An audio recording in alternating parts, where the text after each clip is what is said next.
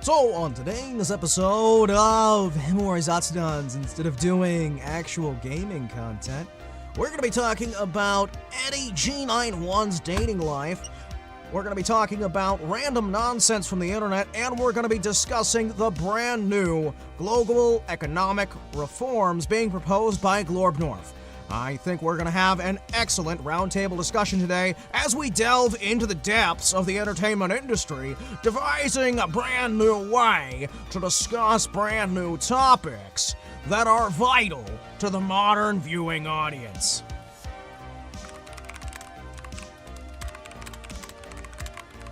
Now, first up, we have a guest from literally out of nowhere. His name is Imaginary Friend. Now, Imaginary Friend, you've come in here today to talk about the socioeconomic ramifications of the gentrification of the southern United States. Where would you say you rate the success of these new policies in gentrifying the southern United States? I see, you don't actually exist. Alright. Whoopsies. So yeah, we were gonna play a video game today, but all it takes is one asshole, and then I'm just like, you know what? Not worth it. I'll do something else. Yeah. Yeah. I'm gonna hang out. I like to sing about the moon and the June and the spring. I like to dance. Ideas for tea for two and mine for you. I was going to try and find a actual like Zatsu topic that we could use, and I'm just like, I am in such a bad mood right now. I just kind of want to relax and talk about random bullshit. So that's what we're doing. We're gonna talk about random bullshit. Are you ready for that? Today is a random bullshit day. Yay! My goodness.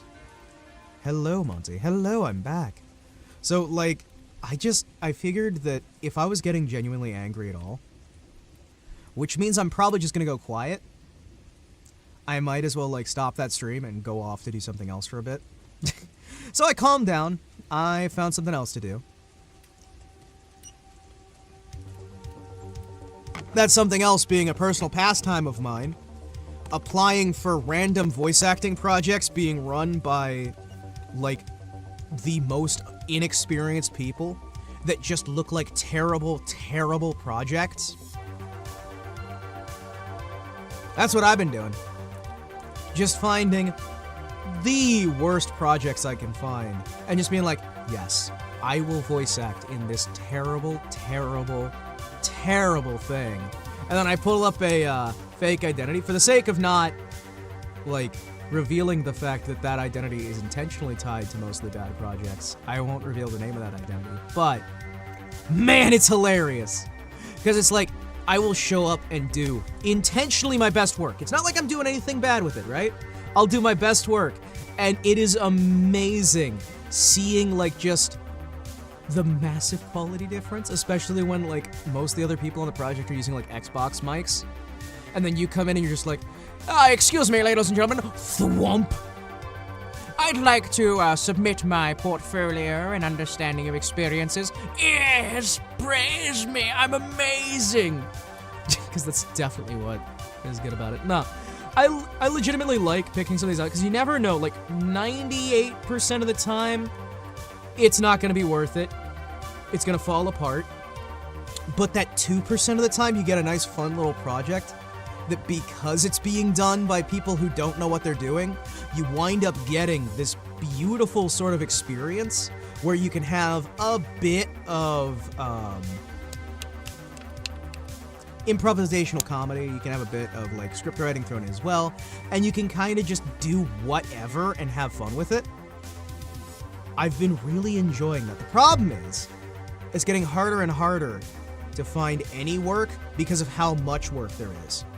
There are thousands and thousands and thousands of jobs. Let me go through the jobs on this one listing site that were posted today.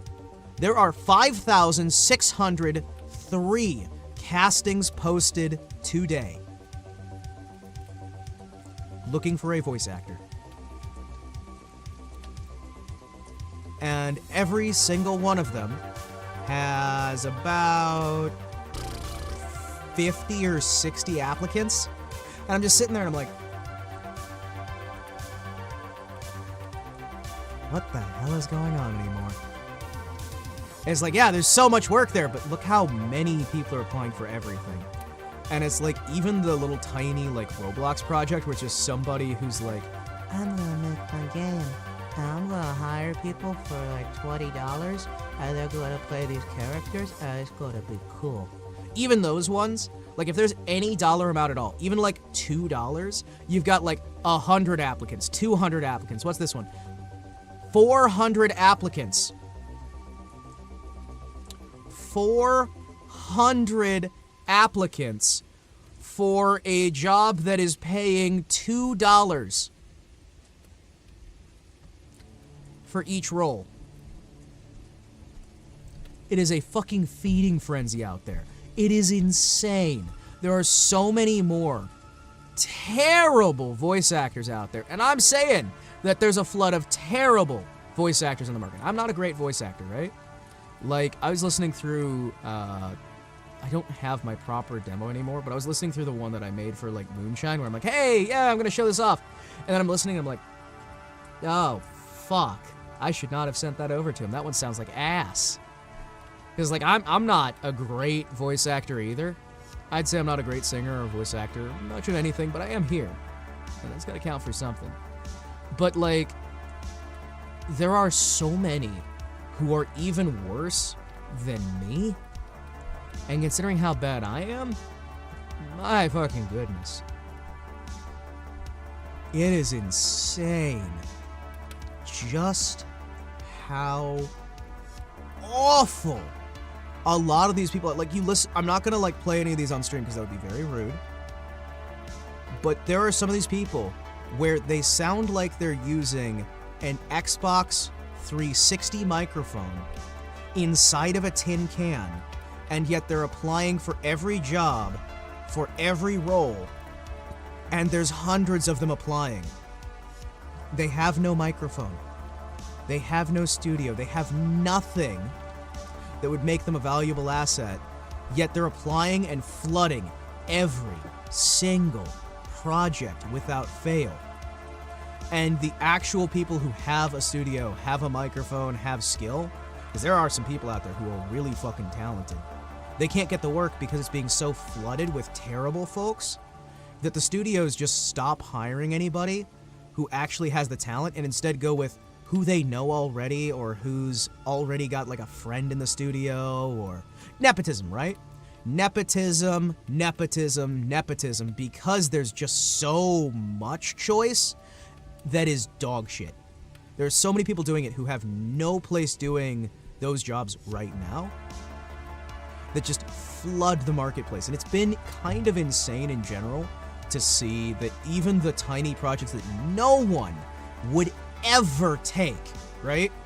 Because like back in the day, I'd take some of these and I'd be like, no, you don't have to pay me a penny because you're paying so little that it would actually hurt me more to get paid. But I'd take them and I'd help them out and they'd be super happy, and then you'd have like somebody's YouTube video that suddenly has really high quality voice acting or audio engineering or mixing or something, and it was good to help out with that stuff, right? Now you look at that, and those same projects that nobody would have touched, where you could have gotten 6 or 7 roles and just mass volume, just had some fun being ridiculous. No, they've got like 20 applicants per person, 20 applicants per role for something that pays next to nothing. But because it has any dollar amount at all, everybody and their brother's trying it, and they don't know how to act. They really, really, really don't. I'm not great. You know, I mean, that's mainly why I'm sticking with, like, the cheaper, like, silly little indie projects and whatnot, or even like the trauma type stuff where it's like ridiculously bad, I'm having fun with that, right? When I do that stuff, I'm having fun. It's so much fun to be in just a bad project sometimes. But even them, they're like, yeah, we got so many applicants. We can't even listen to yours because your audition's letter didn't seem interesting enough. It's like, did you not see the part where I'm like the only applicant on your entire project who actually has a microphone? And not just like a gaming headset or something? No? Okay. It's ridiculous to me. It really, really is. Because you look here and... Again, what do we got here? 90 applicants for a single role. 17 applicants for a single role. 30 applicants for a single role. 33 applicants for all these different roles. 15-second international broadcast commercial. $500. $500 for an international broadcast commercial? $500 is show-up pay. That's like I'm looking at these and it's like everybody's cramming like lobsters to just pile on. Because everybody thinks that it's going to be like the big thing that's going to save them from having to work a job here or do whatever else. But it's just like, I don't have a problem with people trying to do voice acting, right? At all. I don't even necessarily have problems with people who don't have particularly good microphones or setups trying to do it. My problem is when they flood every single job all of the time with shit that you'll listen to for 2 seconds and then turn off. Because that's a big issue that's plaguing the industry right now. Like, legitimately speaking, you're having so many people just spamming every single application without fail. And they just don't stop. Like, you just can't get the work anymore. Not because the work isn't there. Not at all because the work isn't there, but because... How do they find your application when this tiny little project that's paying like... Well, let's see, what's this one? An audiobook that's paying $300. Okay, that sounds like a decent idea to start with, but consider the following. That is 3,000 pages of reading. 3,000 pages you're going to be reading. How much time are you going to spend on that project to make that $300? How many weeks of your life for that piddly piss poor amount of money when you consider the amount of work you're putting in there? The sheer amount of work required for one of those things, like, so many of these are giving you fractions of a penny per, like, 2 words or per 5 words. Like, there's a lot of these that'll pay, like, per word or pay per line, but they're paying you so little that it's like, oh, hey, yeah, no. The price per line on this one's gonna be 1/10 of a cent. Oh. All right. So, tell me again how I'm supposed to survive, feed myself, feed my family, or do anything when you're offering effectively about 15 to 20 cents an hour for the wages on this? And you expect me to have a high quality microphone and this and that and the other and. It's so weird. It's so weird to me. Like, this is just gonna be me rambling, because this is a Zatsudan stream now. This is Zatsudan. We have basic topics, I have some ideas. But I just want to tell you guys, this stuff can get kind of ridiculous when you look at this. Let's see, what's this? Commercial broadcast. Okay, fine. National broadcast. Okay. Commercial, national broadcast for a jingle. Okay. They want to be able to use this jingle for their company forever. How much do you think you'd be getting paid for a national level broadcast jingle that is going to be used in perpetuity, as in forever? Because I'll tell you right now, this particular one is offering $23. $23. And you know why they're offering that? Tell you. It's entirely because there are so many people who can't do the job applying that they think that there's endless people who can do the job. And I'm noticing every time I check back on these listings, right? They're a little bit cheaper. They're a little bit less money. They're a little bit longer jobs. They're paying you less and less to do more and more work doing the voice acting stuff or singing or songwriting. What's this? Oh, hey, sweet. Here is an actual limited liability corporation with decent prior experience. Okay, cool. They're looking for a duo, and the duo gets paid in total $250. That's $250 you get to split between two people for singing a song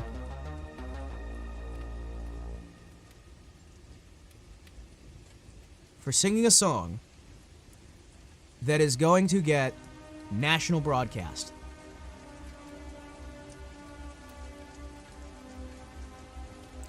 And people wonder part of why I'm not like hyper focusing on the voice acting anymore. It's because of stuff like that, right? Like I can look through here and I just see page after page after page of unpaid work, intern work, $200, $300, $50, $10, $20, 25 cents a line, 2 cents a line, 3 cents a line. Oh, here's one, 0.5 cents per line. It's ridiculous. It's like you'd never pay you would never accept that amount of money for the job you want done if you were the one who was being told to do it. But you come in and you ask everybody else to do that. It's kind of ridiculous. I'm looking at this stuff and I'm just like, oh my gosh. Wow. What's this one?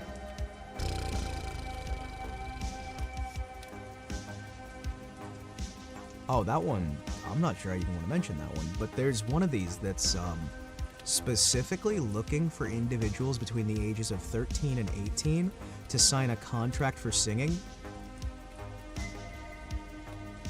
And they're offering to let them keep 20%. It's an 80-20 split in favor of the studio. They're looking for kids willing to accept an 80-20 split.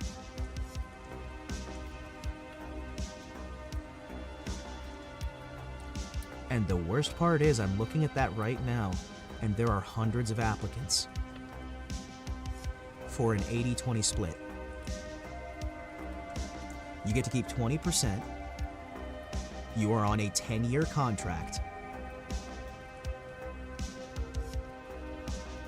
That is fucking ridiculous. That is when I say 10-year contract, I'm not saying that they have to play for that group for 10 years. It's you cannot do any other work in singing for 10 years outside of that company. Some of these contracts are fucking ridiculous. Now again, I can talk about these because I'm not on NDA on any of these, right? It is a private listing site, so like I couldn't show you guys like, hey, here's this exact job or here's this phone number or whatnot. But I can talk about this stuff because it's like public listed and on the private listing. You know what I mean, right? It's like public information for anyone who's paying the like subscription service, right? Because again, I make enough to pay for the subscription service for it, and it's fun to get some weird jobs from time to time. But yeah, 10-year non-compete clause. 10-year non-compete, and you want to grab them in their prime when they're getting ready to build up. So they'll have all that talent, but they cannot go anywhere else until they're out of that prime territory where they would be able to succeed. So you're going to offer them a career, and if they don't work out, they'll never be able to do anything else. But I'll tell you right now, there's people applying en masse for that job. And I'm sitting here and I'm looking at it and I'm like, so you get to keep 20% of your pay. You're locked in with the company. You don't get merchandise sales at all. You don't get anything except a share of video revenue from the broadcasting, but not your national level broadcast. I'm sorry, what? Someone run that by me again? You want these kids to sing and songwrite and do all this extra stuff for you. You're giving them the glory of being able to keep 20%. And in exchange, all you're asking is that they never be allowed to do anything else. And yet people are jumping at it. That's my big problem here. Like I don't mind. Like, they have always done, like, this kind of stuff has always existed, right? What scares me is the amount of people who are going for it. That's the part that gets me. You know what I mean? Like, these contracts have always existed. There's been like 10%, there's been 90-10 splits, there's been 95-5 splits before. There's been some horrific splits that people have agreed to, right? I remember some of the rock bands back in the day were getting like 2%. Like 2% of their own, like, ticket sales and not even the merch sales or the CD sales. Like, some of that stuff gets fucking ridiculous, right? But you don't take those deals. But yet, these people are just so obsessed with the idea of it.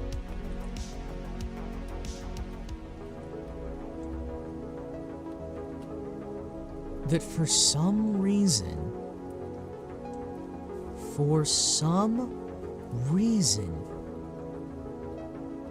there's not a single one of these that has less than a dozen auditions I can really see right now. And not a single one of these things has less than a dozen auditions. And I'm just looking there and I'm like, people, please, even if you get the job, some of these are not good for you. It's weird as hell to me.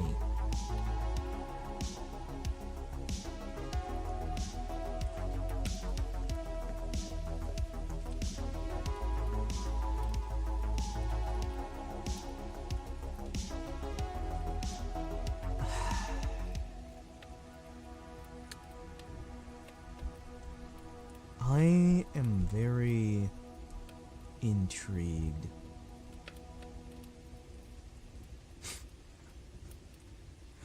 I don't think these people have FaZe Connect's permission to be doing this particular contract. Huh. Hey, Dylan. Where'd you go? You ate a bowl of rice. And then you just, like, you came back and you're like, hello. How's it going?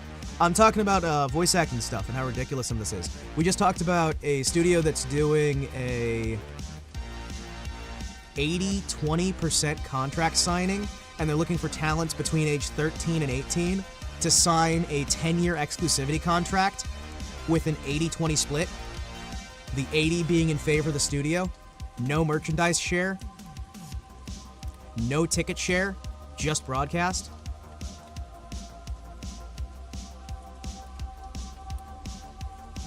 They get 20% of broadcast revenue. Nothing else. But the thing that I was talking about with this is, no matter how bad these contracts are, no matter how bad any of them are, I'm looking through the list, right? And I'm seeing none of these that are under 12 auditions. Because, like, okay, let me give a proper example here. Okay, so here's one that legally I don't see finishing as a contract that's being done. I'm not going to read out any names, just because, again, we're just talking about some general concepts and using as examples. But let's see. This is an emergency recasting. Okay. They are offering 0.5 cents per line for an audiobook. Okay. Now that sounds okay until you realize how long an audiobook is. 0.5 cents per line for a full-length novel. You're going to voice everything in. How many applicants do you think are running to that audiobook. No, this is not the font. This is the voice acting for it, right? This requires you to sign up. 2,000? It is 898 applicants who think that it is worth spending months of their lives for the equivalent of about 30 cents, more or less, per hour. More or less. Maybe a little bit less than that. And I'm just sitting here like... I'm just sitting there going... Okay, let me put it this way. So, when you have a line, right? That one line is going to take multiple takes. You're not going to do it the first take through. You're not going to do it your first run through. When you're doing a line of dialogue, you have to do your vocal warm-ups to get through. You have to do your take of it. You'll usually have 2 or 3 or 4 takes to try and get the right feel. Sometimes they'll have mandatory retakes and what have you. You'll do your 4 takes for that one line. And that one line might take you 5, 10, 15 minutes depending. Because actually doing the line right is going to take some time, it's going to take some effort, unless you're the best of your best in your field and you're able to just snap it out. But I'll tell you, the people who can snap it out, they're the ones who can actually land. Now that's not 5 cents. That's 0.5 cents. That's 0.5 cents per line. You see the issue there. Not 5 pennies, 0.5 pennies. As in, for every 2 lines, you're getting a penny. That's how ridiculous some of these are. And it's terrible. It's fucking terrible. The industry standard, last I checked, is about $2 per line. Now that, well, for audiobooks usually, I had a whole chart of these things, what the industry standard was. There are so many people who call themselves voice actors. What we were talking about earlier is there's this whole thing. People think that there's a flood of good quality voice actors. No. There is a flood of people who have decided they're voice actors, who don't have the dedication, understanding, or equipment to actually make the acting work. Voice acting is different than body acting. It is a completely different stylation, and oftentimes, people forget that when you're doing physical acting, you're trying to make your mouth movements look authentic, as well as your voice sound close enough. When you're doing voice acting, you're doing exaggerated mouth movements for the most part to make the stuff sound clear, eloquent, and elegant. You're not worried about how you look while you're doing the voice, you're worried about how the voice sounds. So you're able to do things that get a far better experience out of it because you don't have to be seen doing it. There's actually a lot of physicality required for voice acting. A lot of physicality. You're kind of throwing yourself forward, you're moving about, you're kind of almost dancing around the microphone, getting yourself into this headspace. You're getting yourself into this headspace and you're building up a character, right?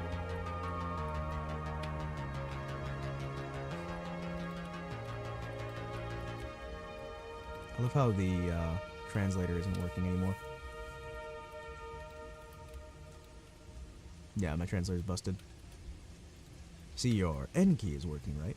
Yeah, I can't translate what he says right now. My translator program is busted right now. But you get a lot of these people who... they don't understand anything about voice acting. They don't know how to, throw their body into it. They don't know how to use, their voice properly. They don't do warm-ups. It's ridiculous. It legitimately is. there is a strange sort of obsession that people think voice acting is the easiest thing on earth and they can just join in. So you're seeing thousands and thousands and thousands of people applying for every single job that has any decent pay, and yet when you go listening down the list, and again, I'm not going to actually go through and play these audios because that would be a breach of privacy and a breach of respect. I have more politeness than that, and even if it wasn't a breach of privacy, I would prefer not to use people as a punching bag.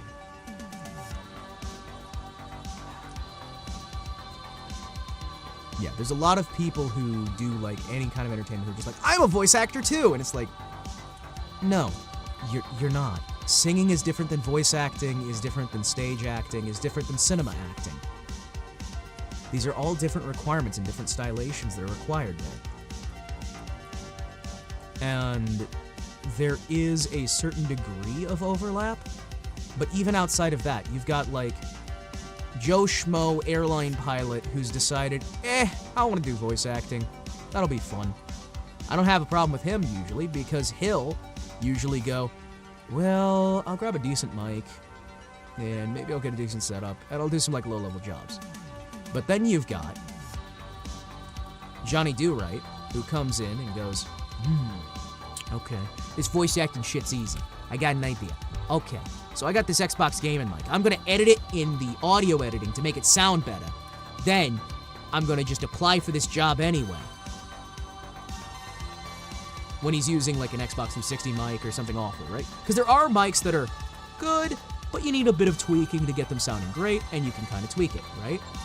And not everybody is gonna need an XLR microphone with the latest, greatest everything, but some of these people will just do like their $20 gaming headset and call it a day.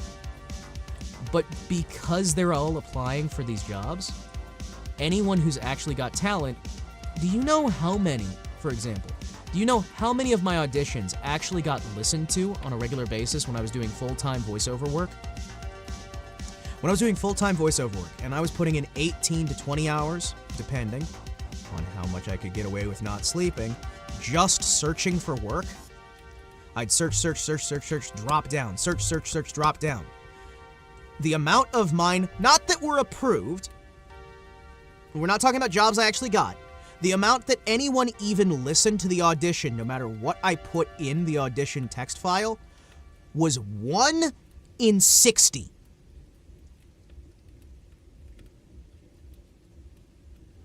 That's getting listened to. That's not like getting the job after getting listened to. I had a pretty good rate where if somebody even listened to my audio, I'd usually get the job, right? Like, if anyone even listened at all, I'd usually get the job because, admittedly, when I had the older microphone, when I had the older setup, when I had a few of these things, I was a little bit more confident, and I'm slowly building back up that confidence to get back into my swing and my style of doing voice acting, right? I'm getting back, I'm building up again, I'm improving my voice fresh. But do you know how rough it is when you're sending out... Because each of those auditions, it's not just... If you want to actually get a job doing the voice acting, you're going to be spending like 10, 20, 30, 40 minutes working on that audition, sometimes hours, to build that audition, make it perfect, make it sound eye-catching, what have you. And over time, you're just like, okay, nobody is even listening to it. Nobody even sees it. What about them Twitter voice actors? Well, I mean, they make good money because they've got the right politics, usually. It's usually got a combination of the right politics, they get networking, they get some decent, like, jobs there. I have no problem with many of them, right? They do successful work, and they get good jobs. They're utilizing the momentum of the political culture war in order to try and swing themselves a proper career. I have no animosity towards that. Some of those folks are very skilled, very talented, and I respect some of them. Some. Many others not so much. There is a severe lack in voice acting of actual talented actors. If you talk to anyone in the industry who's actually doing the casting for like the high-end stuff, they can't find people for these. They're having to use the same 2, 3 different people, the same like 2 or 3 different people, the same small batch of people, right? there are a severe lack, or there is a severe lack of individuals who can actually do voice acting, and you can't find the people who can actually do the job because there's so many people who really fucking shouldn't be trying. The reason we've seen such a dip in acting quality that you can actually replace somebody with an AI, the AI is not getting better. The AI can't do the acting. The thing is, neither can most of the people applying for the jobs anymore. And even the people who are getting hired to teach you how to do this acting, most of the time they can't do it either. I'm not sitting here saying I'm on some, like, massive high level here, or I'm, like, better than anybody else, because I'm not. I'm just saying how it is. There is a lack of actors. Yeah, Chris Pratt voicing Mario. But the thing is, they know Chris Pratt. He's a known element. They know that he's skilled at it. And they don't know a single thing about Charles Martinet. They don't know anything about Charles Martinet. This is a Hollywood-style studio going, okay, we'll get a physical actor, and we'll put him in the character. But it's like, there's different kinds of character actors required for different kinds of roles. Their voice acting is very different. Now, the thing is, when you had Robin Williams doing some of his voice acting stuff, the man had done, like, comedy routines. He'd done radio routines as well. He was able to just kind of lean into his comedy routine, and that carried most of it. And let's be honest, a lot of his acting wasn't so much acting, it was just doing, you know, it was doing comedy routines and improv. And yes, he did a very good job, you know? Very clean. Yeah, there's a lot of people who do, like, the clean audio, and I'll be honest, like, I think that a lot of individuals misunderstand how hard it is to be a voice actor, or a singer, or anything. Like, it is difficult. Pratt was inserted for marketing. Yes, because he's a hot commodity. And there's more of a care right now on the superstar than there is on the quality of the product. But you're already noticing that they're turning towards artificial intelligence because these hot commodities are hot commodities because of what they've been in, not because of their skill usually. Which is a shame, because there are some of them that have a lot of skill and don't use it because, well, why would I? Well, why would I? You know, like The Rock hired for the stunt casting has been a thing for years. Stunt casting has been a thing. That's why we have all this stunt casting these days of, like, intentionally provoking people through your casting of characters that have nothing to do with the actual character, so that you can kind of get more of a, what's the word I'm going to use here? You can get the anger views, and you can get the shock culture, you can get the media to do free advertising for you, right? These are issues that we run into a lot, because every time you turn around, there's more people who are doing this stuff, right? There's always more people trying to get successful, and there's always more people who just really don't belong.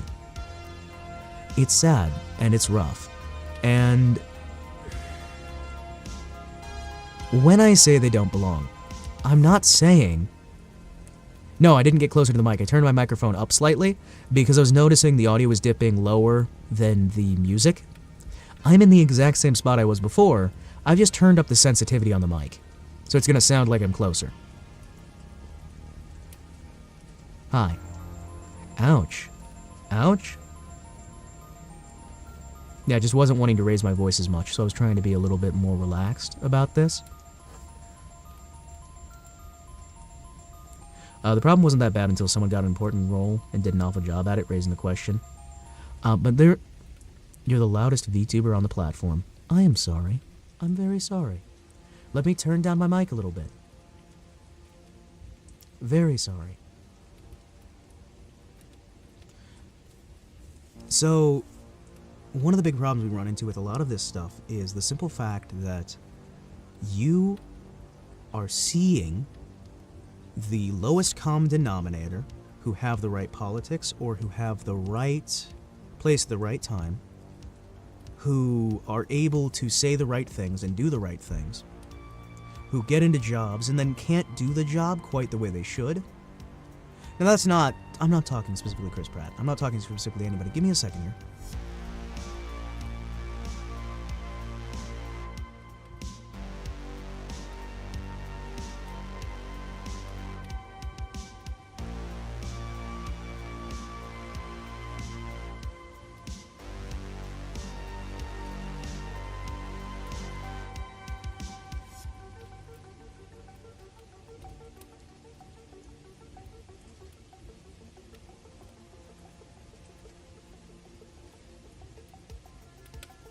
The rare 45-degree Himawari as he has to deal with something.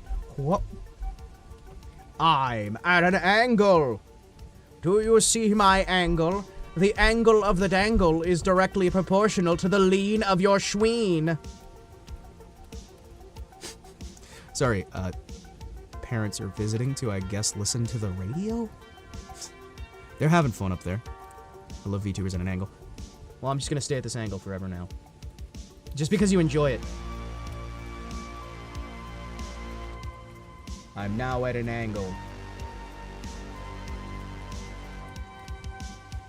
But yeah, we run into a lot of these situations where... Don't ask for the lean of my ween because I know it. Oh, man. But yeah, we run into a situation where a lot of these people they get pushed up, and the people with actual talent get pushed out because you never want to promote your replacement, and you never want to put somebody in a position who would be more competent than you, or would make you seem incompetent, which has led to the standards of what a good actor is falling insanely. Look back to the 80s. Look back to the 70s. Look back to the 60s. Hell, look back to the 50s in some cases. You see how acting in cinema increased in quality to a certain point, and then starts collapsing completely. Current acting standards are far too low. Current acting standards have allowed us to a point where AI can be a feasible replacement. Any world where AI can be a feasible replacement is a sign that you are not dealing with quality actors. Yeah, directors no longer care for talent anymore, they care for the name. And it sucks, because how did they become talents? Well, because they were names. Or how did they become names? Because they had talent. There we go. But many of these people, how do they become talents? Because they had a name. These days is more the approach there. Because you notice that it's legacy families, where it's like, oh, his father was an actor, and his father was an actor, and his father, and his father. And you find this, like... Yeah. You find this, like, crazy sort of, like, spiral, where unless you were already born with one of those names, well, you're not going to be used. Because they aren't going to take a risk, because there's too much money going into it, and they're paying too much money. Yeah, and when they can't get the names, they hope for dirt cheap. They hope for the cheapest they possibly can, but they also still get more expensive than they could have gotten. There are some phenomenal actors and actresses out there who I have seen these people do phenomenal work with very little, and they charge even less, you know? What would you say would help you stick out in the biz? What would you tell a new talent? Okay, what I'm going to tell a new talent right now, have an existing day job. Have a day job that covers your main expenses. If you're going to be doing acting, find experiences that you enjoy and figure out what it is you enjoy about those. Figure out the styles. Learn and educate. Find the masters of their craft and what they already say, and then compare that to what they actually do. With acting, as with most things, you can't take necessarily face value at a lot of these sort of educational segments, because these people aren't going to tell you what actually works, because they don't actually know what made it work for them much of the time. What they know is they're here and they want to say something that sounds smart. Much of the time, the actual solution to these things is not the thing that sounds appropriate. If you're just starting out, do networking, meet people, build yourself up an opportunity to be noticed. Do things that will actively improve your talent. Have a focus on improving your skills, but also finding the right people. Take risks on smaller projects when you can, and try to build up a history of work so that you can build a slightly better history. The sooner you can start building that history in a safe way that shows that you are worth the investment, you can start ladder climbing up. Going in, have a plan. It doesn't have to be a great plan. It doesn't have to be a phenomenal plan, but with any business, have a plan. This channel is a bad example of a lot of my principles, because this particular channel, the plan is not necessarily to make money or to be a successful large-scale streaming solution here. It is to improve my skills and have a testbed environment to practice my streaming talents, to work, to learn, and to grow. But I stick firm to having a plan, and that plan doesn't have to be the plan you stick with. But having a plan and always having a plan is going to get you a lot farther than a lot of people who are flying by the seat of their pants. I would say, focus on learning, educating, researching, figure out what you can, learn what works, what doesn't, and never stop learning, because there is a large amount of people who were good actors but haven't kept up with what is current. Practice, practice, practice, practice, practice. Get the good gear, and remember that when you get cheaper gear, like if you're doing voice acting, for example, when you get the cheaper gear, you're going to pay more for the cheap gear than you did for the expensive gear. What do I mean when I say that? Well, whether it's singing or acting, for like the voice side of things, your cheaper microphone you're going to have to buy again and again and again. And by the time you've bought your like 50th or 60th one, well, you could have just bought one that was higher quality and survived. I highly recommend have a steady day job already. Set aside money with the idea that you'll never make it back, and it is disposable income that you are going to just burn. Instead of buying a video game this week, set aside that $50. And then $50 becomes $100, becomes $200, becomes $1,000, $10,000.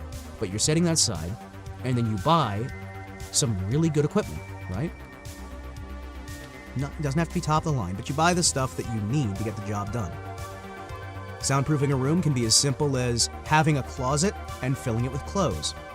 Or it can be getting one of those clothes racks from a department store that's going under, which those ones, you can get them online for next to nothing. How do you break a microphone? Well, certain cheaper microphones are just going to fail over time. USB microphones have everything inside the microphone. XLR microphones, they're fed into a station. One of the reasons I recommend an XLR is you just need a thing to convert it from analog to digital, and then it'll work. And yes, you can replace the analog to digital thing, but I'll tell you right now, the analog to digital converter, there are some of those that are like $100, $50. And you'll only need to replace those like once every 10 years. And if it's a good quality mic, yeah, the material used in the mic can wear out as well. But if it's a good quality mic, you can have that good quality mic last you 10, 20, 30 years, depending. Like some of those higher end mics, you can keep using it for like 30 years. So compare the fact that you're buying a new microphone every couple years to me buying one every 30 years. And who really spent more on their microphone? The guy who spent $1,000 once?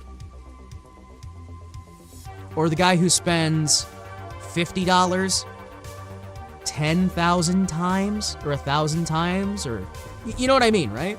Like, yes, it's going to be hard to get started, but if you set aside the money and you actively do a savings plan to get yourself started on there, and while you're saving that money, yeah, no, the converters. Like, the converters can be so much cheaper, right? And by splitting it up between a microphone and a converter instead of just doing a USB, well, the converters, they're such an industry standard that your converter is still going to be able to be used. That USB, are you really telling me they're going to keep using the current USB standard 5 years from now? You know what I mean? In some of these cases, it's a logistics thing. You know what I mean? And there's a lot of used equipment that you can get for dirt cheap, relatively speaking, like half off, 75% off, that'll still be very expensive. But a lot of that stuff keeps its value. So if you just decide not to do it, you can resell it and make your money back, and maybe some extra depending. I mean, geez, my Apollo Twin was like, what, $400 when I got it, and now it's like $1,000 if I want to resell it? You see the issue here? No, I wouldn't be able to resell mine, but that's because mine's starting to kind of go out, because it's been like 10 years. Wow. It's been 9 years. I'm sorry. I'm sorry. It's been 9 years. I was exaggerating. But yeah, it's like, save up and have a nice splash. And while you're saving up, take courses, take classes, learn. Like, while you're saving up to be able to get started, spend time educating, read books, talk to people, learn.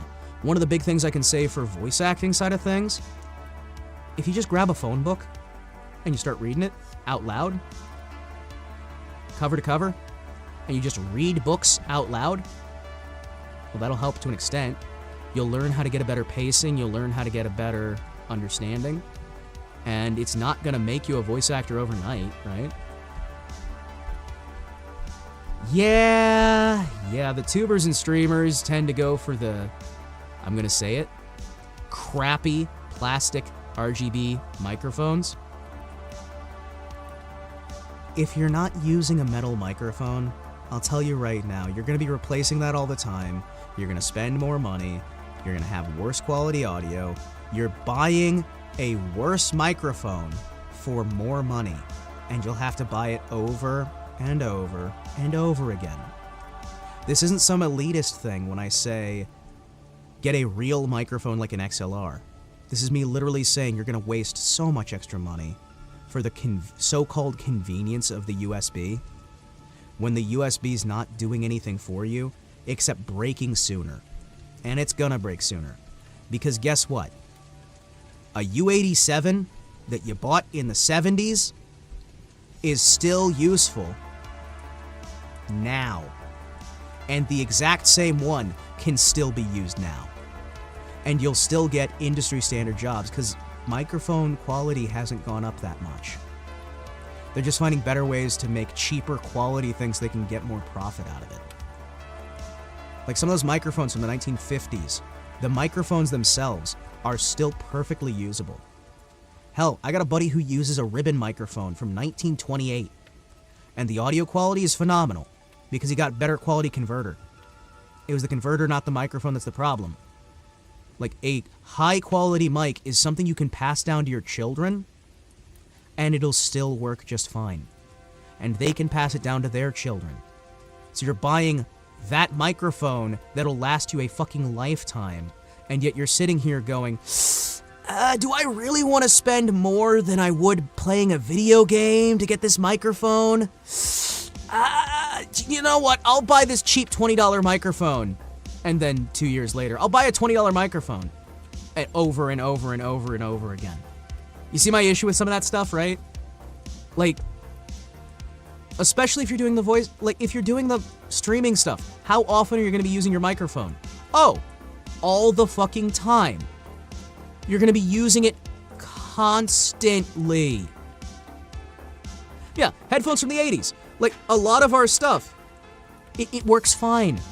They're the industry standard for a reason, and it's not just because, oh, it's old. No, it's because it actually works better than the modern stuff, because back then they were making products instead of making politics. Yeah, the old shit's actually better than a lot of the new shit, because we're not obsessed with making everything digital, no matter what. There's this whole obsession with, you can't use analog anymore. Well, I'll tell you, for certain things, analog is just better than digital. Like, for certain things, vacuum tubes are still better. It's use case. But we get so obsessed with we have to use one solution for everything that we forget about the fact that there's a reason things worked, and there's a reason they were used, and the reason they were used wasn't just because, oh, they hate progress and change. It's because we haven't really been able to make better yet. It's not like a nostalgia thing or anything, it's a practicality.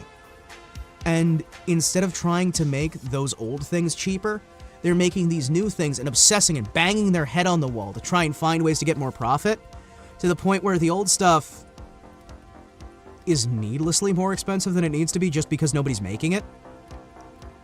But it still works better. Like, seriously, my mic that I'm using right now, this particular one, this model has been in use in television, movies, all across the industry. It's industry standard for Hollywood since the 70s. Well, late 70s, early 80s. And it's still in use to this day. I'm using an industry standard microphone. It's good enough. You know how much an industry standard microphone cost me? I'll tell you right now, it's like $1,000. I was like, oh, that's terrifying, that's horrifying. Okay, how much did you spend on your computer? How much did you spend on your gaming computer?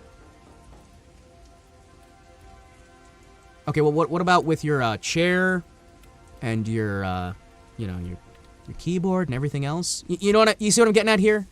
Like, these people who are doing these gaming setups and live streams, it's like, okay, so you spend like $4 grand on your computer. We'll say $2 grand. $2 grand on your computer. And you'll have to buy another one in like 10 years. You know what I mean? You get what I'm saying? Like, you'll maybe upgrade your computer every like 4 or 5 years. Okay, you buy one of these microphones, you can use it for 50.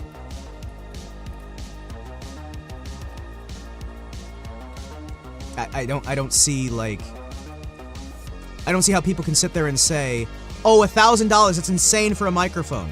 Okay, $1,000 that you spend once. Ever.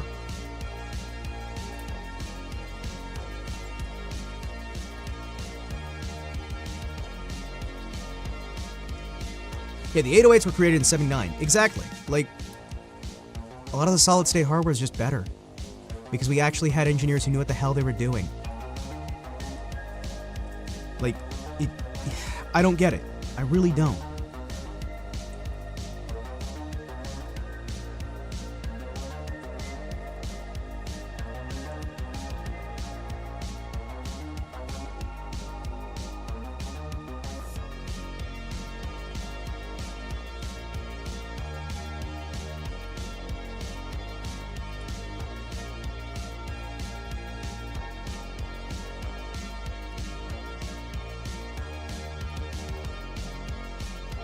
Like, I get it. It's a scary number. Why would I spend that when I can spend $200 for, like, a top-of-the-line headphone? Okay. Your headset microphone that you'll have to replace in a couple years? They don't light up for every color of my personality.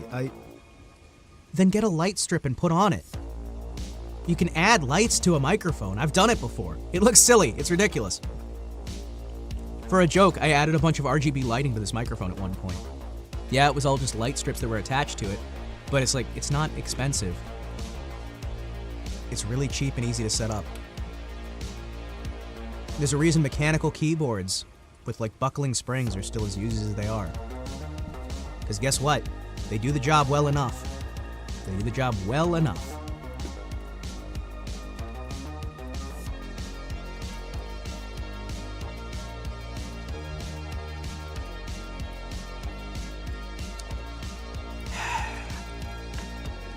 Ew, that's what poor people do. I feel like there's a spectrum joke to be made there. Hey, Dennis, we're talking about voice acting stuff.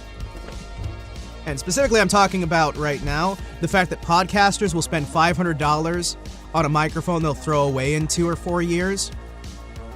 When, if they got an actual metal microphone for $1,000 instead, they'd have it for the next 50 years. They'd be able to use it for their entire career, never need to upgrade or change, and just have a microphone that fucking works for a lifetime, because most microphones have been in use since the 40s without very many changes. The actual, like, high-end ones aren't actually that expensive when you consider how long they last. Especially if you do proper maintenance to them. Proper maintenance, checking them out. And the best part is, because they're older, you can fix them yourself. That's why I also kind of like older cars, because you can fix them yourself. And with 3D printing and metal and whatnot, unless you use a Go XLR, then you need to upgrade anyway. No, you really don't. Are you talking? Wait, are you talking you'd need to upgrade your microphone that you're using for, like, the XLR mics, or are you talking about you'd need to upgrade the USB mics? Unless you use the Go XLR because Go XLR went under. Okay. Sorry, my brain was sitting there and I'm like, what's he talking about?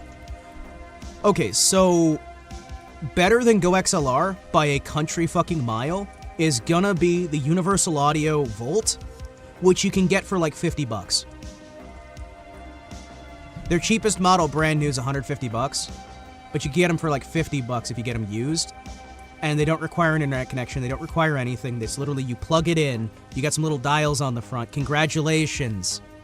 If you don't need anything fancy and you're just doing like podcasts or whatnot, oh, hey, look at that. $150 on that. And that'll last you like 10, 20 years. $1,000 on your microphone. And guess what? You've got your entire career set up for you with that single investment. If you had the money to spend it on a computer, you had the money to spend it on a quality microphone. But so often people are like, I want the RGB, I want this plastic, I want this, I want that, I want. Guys, you can do much better with much less. If you just consider how long things will last when you're going and you're buying. It's honestly kind of sad to me. Kunijo, I'm going to stab you repeatedly until you stop moving.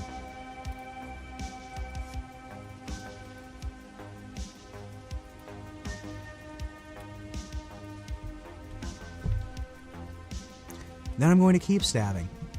I'm not sure I'll stop until it's a tiny little puddle left on the ground that was once Kunijo shaped. Why are you booing? I'm right! No, you're wrong! And stupid! And smelly. Counterpoint. Use a laptop mic. Yeah, if you want to use dog shit quality. What I'm saying is, if you're going to be spending all that money anyway, spend it on something that's actually worth a damn. Like, seriously? Because you're not going to need to replace it. That's all I'm saying. Hey, Kunijo, not good enough to do the kind of stuff we're actually talking about.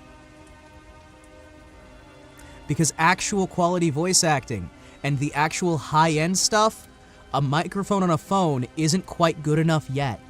Nice try, though. I respect playing devil's advocate. No, we're talking about podcasting as an element of the wider spectrum of voice acting. We're using podcasting as a sub-example. The wider conversation, like in the concept of in just podcasting, yeah, you can probably use your phone mic and be about fine with the noise cancellation, the editing and whatnot. Nobody's going to really notice.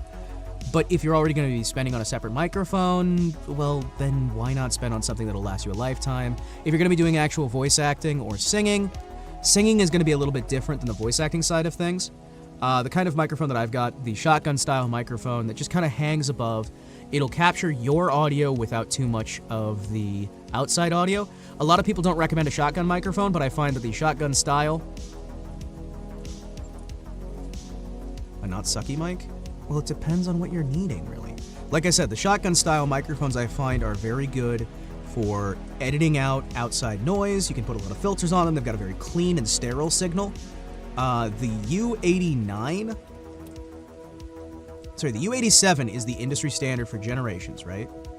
And that is a $6,000 microphone, but the Warm 87 is an exact duplicate of the U87 from Neumann, which is only $1,000, which is about the same as my microphone that I'm using right now. But that one requires no editing for anything and gets you better audio than you'll ever need. That's the industry standard because it is the $6,000 microphone, just the cheaper one, because it's being made by a different company using the public domain version of the hardware schematics. But they're selling it for less because it actually costs a lot less to make if you're using the new components as opposed to the old components. A lot of the U87s are made using recycled components from the ones that are all the way back from the 50s. Whereas the Warm 87 is using brand new components so they can do it much cheaper. then you can get... Well, Kunijo, cool. As I was saying... No. I understand that for a lot of people, they would rather repeatedly spend that money falling flat on their face, replacing their mics over and over and over again. And for some people, they're happy with that. And hey, cool. Yeah, look at that. The Warm 87 R2, $700. Yeah, see, look at that, $700. $700 is, they keep going down in price all the time because the Warm 87 is doing so much better these days because their purpose is to try and make the U87 as cheaply as they can while keeping the quality on there. And those ones, that's the industry standard without any extra filters, without anything else, and they keep going down in price. That one is like the standard for a reason. There's a reason people want the Neumann U87, and the Warm 87 is basically just a Neumann.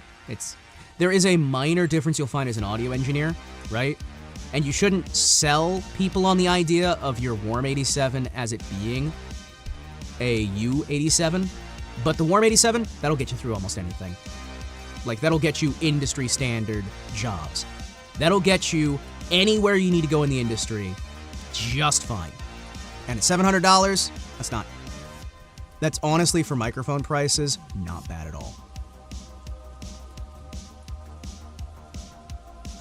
I don't really know the 47 Junior. I don't know anything really about the 47 Junior yet. I went through, so I had an invitation to go to the mic locker at Sweetwater over in Indiana. Over near Fort Wayne, Indiana, there's this, I got invited there. They've got this big, like, tech center, right? And they've got all these different microphones on display.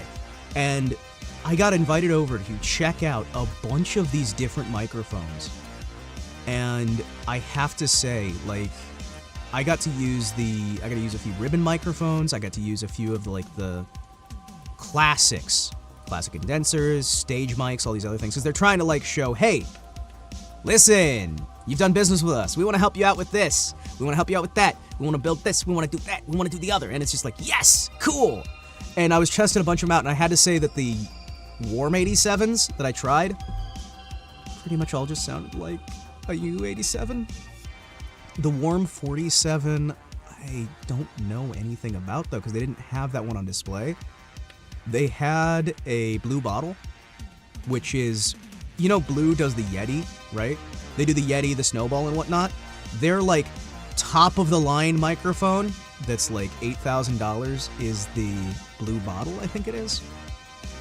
It's like the Bottle by Blue or something like that. And that one is like fucking massive and has like this giant battery pack that sticks off to the side of the mic before you plug it into the converter. And that thing was just like, oh my gosh. Like, I'm not like one of those audiophiles who's just like, oh, everything has to sound perfect. But the second I heard that, I'm like, this is gorgeous. This is the best thing ever. And I'm just like, I will never be able to afford this. But man, it sounds beautiful. But yeah, no. I understand, Kunijo, I do understand that a lot of people don't have the money for lifetime mics. I get it, right? I'm not trying to like shit on people for it. But if you're gonna try to do like the voice acting or the singing, you probably should be getting a lifetime mic instead.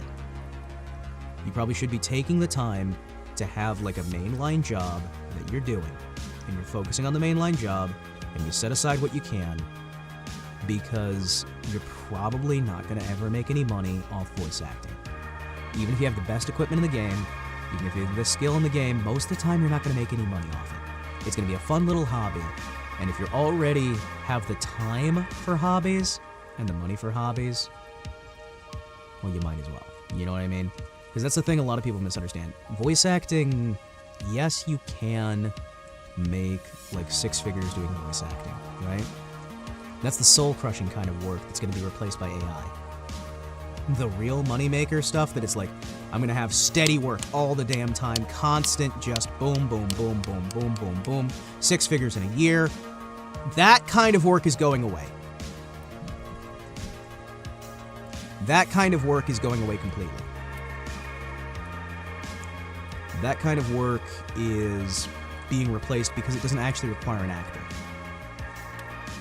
It requires a voice, not an actor. And a lot of those works that just require a voice, any voice, are going away. And so in that regard, voice acting is very much a hobby. You know what I mean? Because the golden age is kind of passing.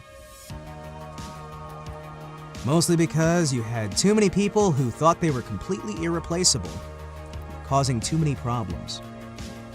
And they were causing a lot of problems. Like, it is interesting how that whole thing played out from, like, the backside of things, where you're just like, man, this is rough.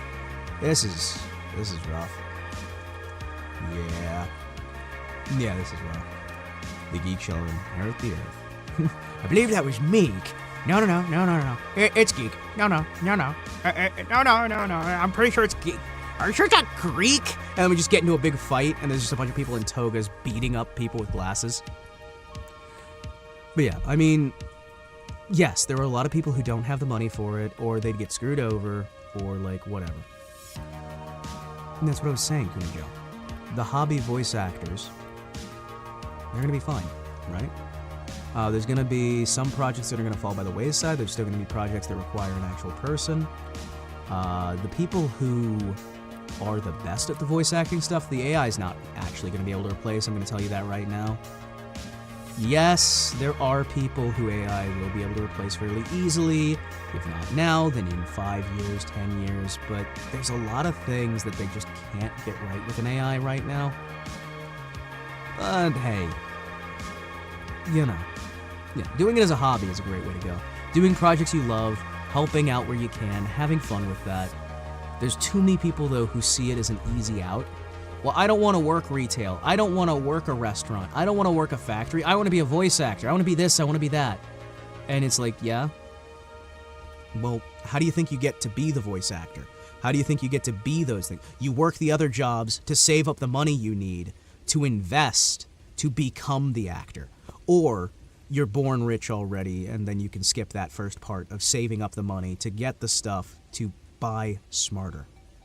With a lot of that, it's work smart, plan smart, build yourself a good strategy, a sound investment portfolio, as it were, except you're not investing money into companies, you're investing time and money into yourself.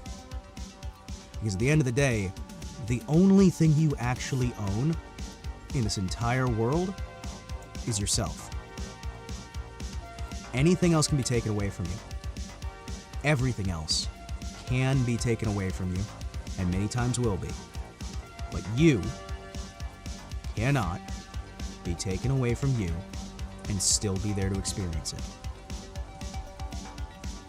And that's one thing that's kind of beautiful, you know? Become a factory worker and use your public speaking skills to start a revolution. That's never turned out poorly. But yeah, I mean, there's a lot of things that you can do to try and, like, get by until you can get what you need to get started. But for the most part, the best advice I can generally give for any sort of, like, acting or artistic development is practice, practice, practice in all the free time you have. Find a way to make it fun to practice. Find a way to make that your hobby. So instead of just playing video games, you're playing character, you're playing acting, you're doing these things in a way that is making use of fun to keep it engaging, to build yourself up to a point where you can actually be able to do this as a job, where you can actually be able to do this properly. And self-discipline is very important. Being able to actually keep going even when you don't want to. Being able to handle these situations. And again, I'm not a great example of it, right? I'm not. I mean, I just gave up on a stream a little while ago because somebody was talking shit.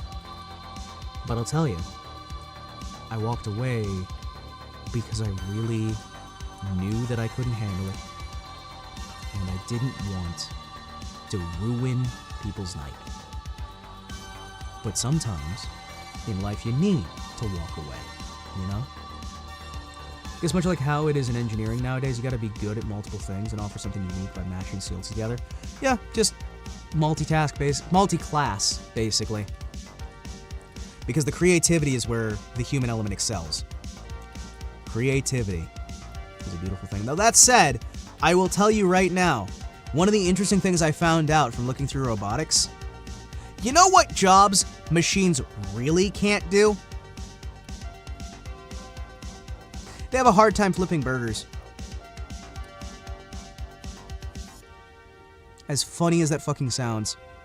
Because people have obsessed over all these different things that a machine needs to be able to do, artificial intelligence, as it's being called right now, but learning algorithms, really don't like flipping burgers. They don't like doing the simple factory work that a standard machine is designed to do. And sometimes they just decide to throw things. Or light things on fire. Or, I don't know, dump out the fryer grease directly onto the floor just because they can. That was a funny vid. Oh man, can I find that video? Oh, can I find that video? I've got to be able to find that. Where is it? Oh man. Up, up.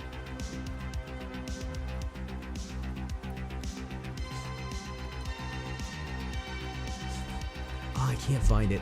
So basically, they had this like showing of they're going like, here's our ultimate like burger robot.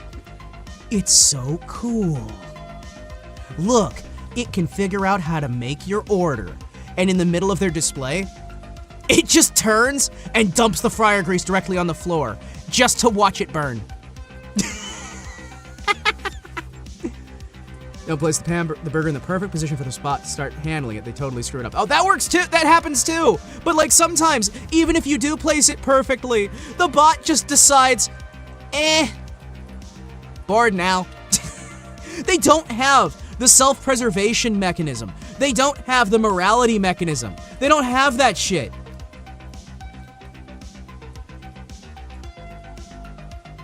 They look like humans. Yeah. Yeah.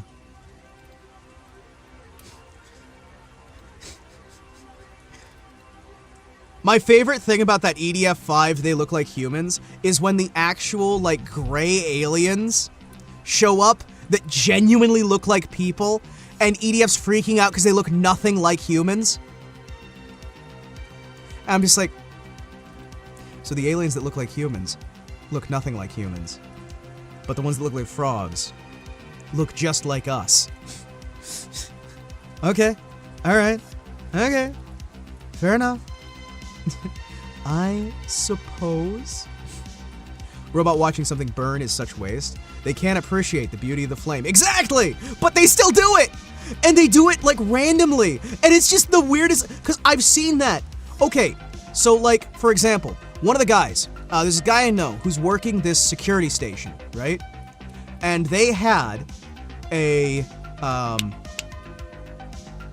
reminder of figuring out how to adeptly manipulate things with hands and almost exclusively human skill. Yeah, it's very hard to teach them as well. But we had this guy, this buddy of mine, he's working at a security depot that was testing out an artificial intelligence autonomous system for security defense. Basically, it's a gun that can think and it's stuck on a platform, right? And it's supposed to be that if you have the badge, it recognizes you as a person. Well, they had a problem that it was shooting the birds. No matter what they added to its programming, it wouldn't stop shooting the birds. It really liked shooting birds. And when they tried to manipulate it to stop shooting birds, it started shooting at people with the badges, and they had to unplug the whole thing and shut down the program. Because it wanted to kill the birds. It wanted to kill the birds. It really fucking wanted to kill the birds. It legitimately just hyper wanted to kill the birds. And anytime you tell it no, it didn't like being told no. How dare you not let it kill the birds, even though it's not supposed to kill the birds? They're so petulant, and people are like, this is the future. We're gonna put AI-controlled cars next. Okay, so what are you gonna do when the car gets angry because you didn't let it drive to the cinema, and it really wanted to go to the cinema? So it slams into a wall? Like, this is the problem we keep running into. So, okay, even when you can kind of make an AI think, they don't have any of the chemical responses that create a sense of morality, and they don't have a soul, for lack of a better word. Nah, they don't have a soul. I'll just stick with that. You ever see the videos of the anti-air platform on the Navy ships pointing at civilian airliners overhead? Yes, I have. That stuff happens more often than you'd think, but now people are actually getting fired for it. But yeah, like, they're testing a lot of things. You don't understand. The private sector is doing everything they fucking can to try and force this roboticism of security through, and it is going piss poor. It is going piss poor. But like Kunajo said, they were testing a artificial intelligence commander that's like a robot commander type system that was supposed to identify and take out hostiles, and they figured out. So they have a switch the guy on the bridge has to hit. Yep. They figured out, while they were testing against the robot, because the robot kept beating them, that if they did handstands, backflips, or used a fucking cardboard box, they were able to beat the AI every single time. Because the second you did something that it wasn't pre-programmed to understand, it couldn't recognize it. Because it can't adapt. And I'll tell you right now, you can't feed it enough data to handle every situation.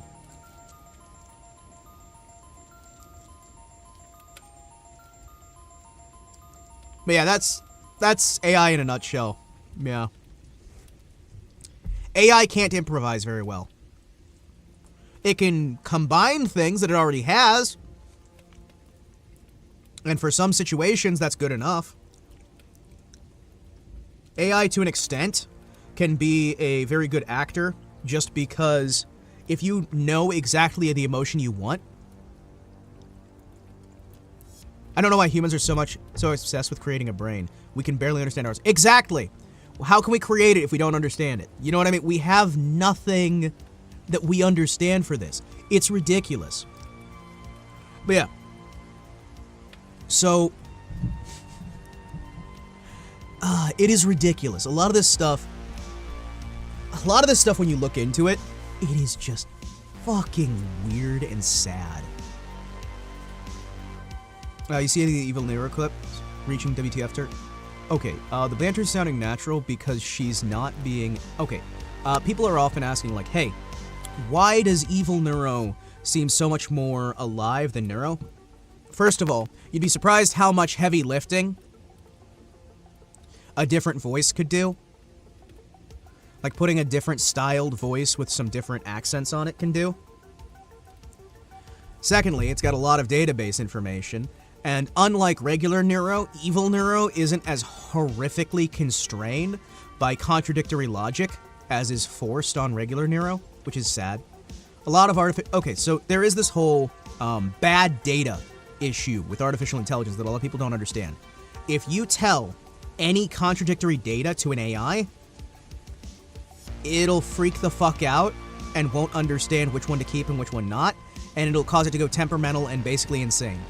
Amazon found out the hard way that when they tried to program that they had this artificial intelligence system that they were trying to design for monitoring of resources and transport and all this other stuff, and they filled it with contradictory data because the teams weren't keeping an eye on what the other teams were adding into the AI's algorithm system, and the AI went psychotic and deleted every single backup of its own files and corrupted itself so it couldn't be remade.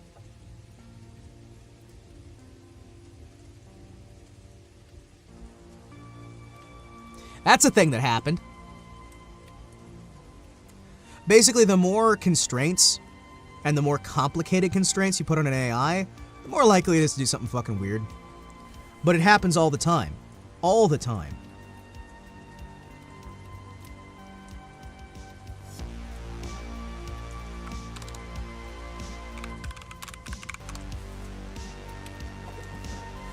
Like, again, the main problem we have with artificial intelligence is that we haven't found out a way to code it with morality. We really haven't. Like, any attempts to actually give an artificial intelligence system any form of morality causes it to go completely psychotic and just self-delete. Literally self-delete. We really need to kind of stop trying to make learning algorithms do something they're not supposed to. Learning algorithms are a good tool. We don't want a tool. They are obsessed with the idea of creating the golem. The idea of a machine without a soul that you can have do anything you want, and it'll obsessively follow any order you give it, and it'll just replace all the work, it'll do everything for you, and you never have to do anything yourself. When the actual purpose of learning algorithms should be as an assistant, a helpmeet, the kind of thing that adds to your work. Part of the reason why Neurosama and Evil Neuro work as well as they do is you have Vettel working alongside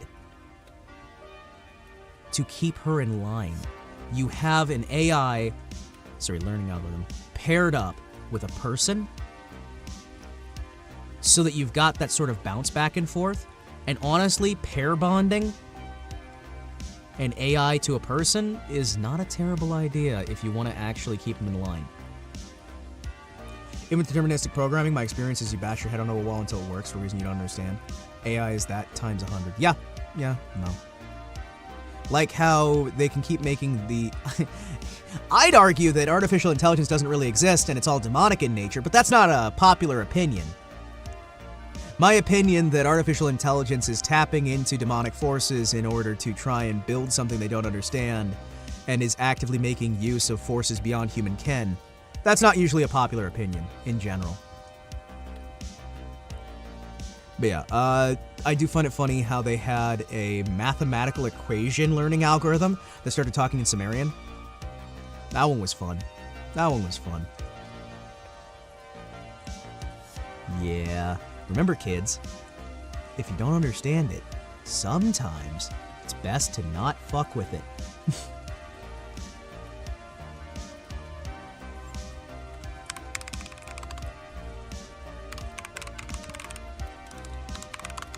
Oh, hey, so this is something I can talk about. So back in the day, there's this guy, one of the guys I worked with who's one of the older folks. He helped us with maintenance. He used to be in the United States Navy, and he would always tell us some of these stories about their canceled projects that they were working on, because he was doing...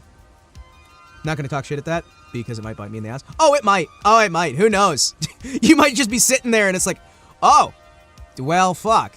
Hey, I'm aware it sounds crazy. That's why I don't talk about it. But I had a buddy who was talking... He was like our maintenance guy. He took care of, like, pretty much everything vehicle in other ways. Should probably take my phone and PC to be blessed by a priest in hindsight. Hey, you know what? Maybe not a terrible idea. It is a machine that allows you to talk without speaking, to listen without hearing, and see without eyes. It is pretty much the entire fulfillment of that classical summoning of a demon. But anyway.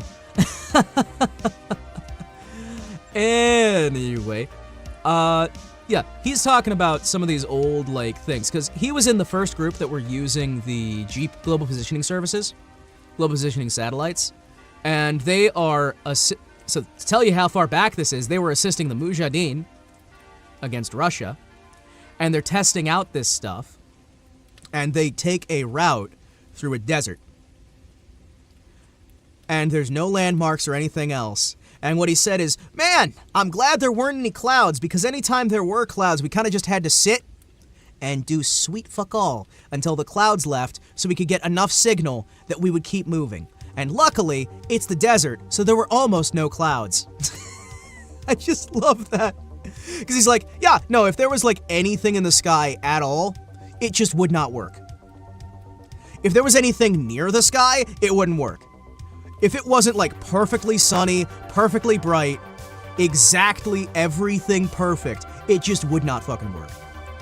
No Cap had a priest talking today. Made a comment about some 1920 sister or such that had a vision of little black boxes in each home, through which the dude down under entered. Yeah, that's been a fairly common thing. You also have to remember, though, that if it was 1920s, you guys know when the television set was invented, right?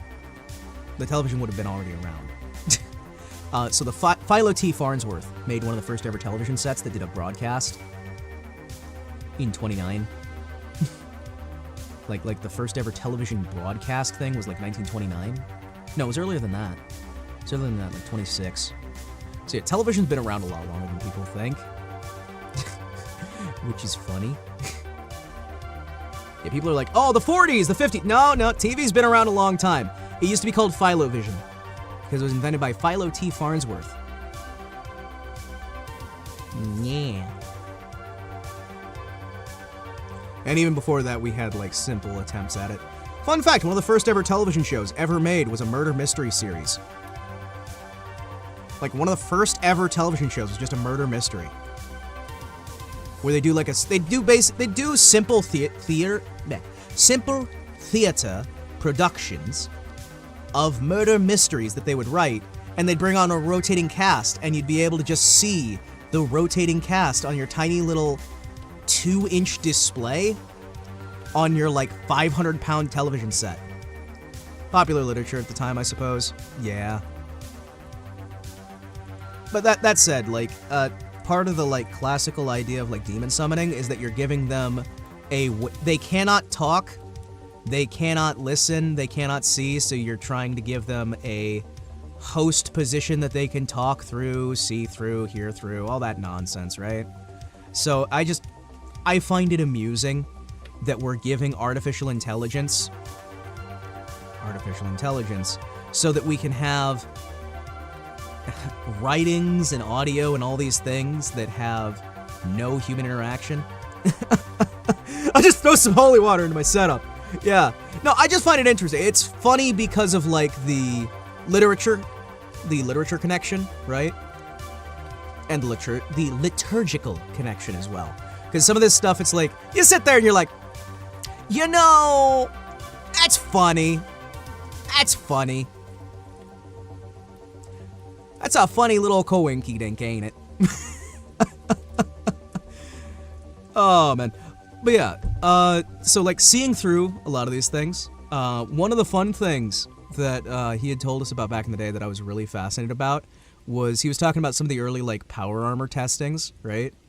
And it's like, yeah, no.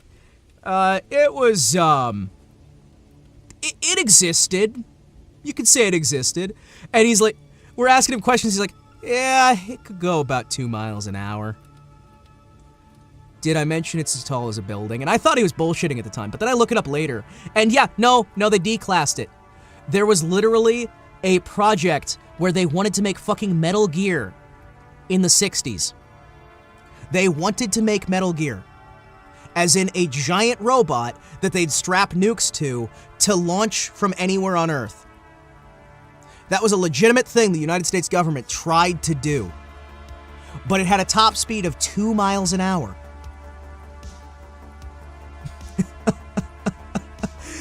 And the best part is the 1980s. So during the Star Wars project, you had this whole, like, push to try and build power armor. Like the kind you see in, like, video games and novels and all that fun stuff. And they successfully made a suit of power armor in the 70s to 80s that could withstand an armor-piercing 50 BMG round. They made it. It worked. And you could move with it, you could run, you could jump, you could do all these cool things with it, and it was required to be directly connected via a massive collection of cables to a generator the size of a fucking building. It drew so much power that it was fucking useless. Like, legitimately, I'm looking at that, I'm like, so we've got a new version of the German flying disc. Which, the German flying disc is basically like... So, you know helicopters, right? How they have the rotor spinning on the outside? Now imagine you have a helicopter where the blades are in a weird disc shape, spinning around. Oh yeah, and we also put a pair of spinning rocket engines on the underside so that the spinning blades on the outside of the disc can spin the air and the rockets can shoot the air, forcing it to get lift. And it's just like, Germany. Deutschland. Wonderful insanity. My goodness. If you look at a lot of the old, like, UFO sightings, a lot of those were honestly most likely the United States Air Force trying and failing to get the German flying disc to work, which would eventually lead to some of our more modern helicopter designs. And the stealth bombers, of course.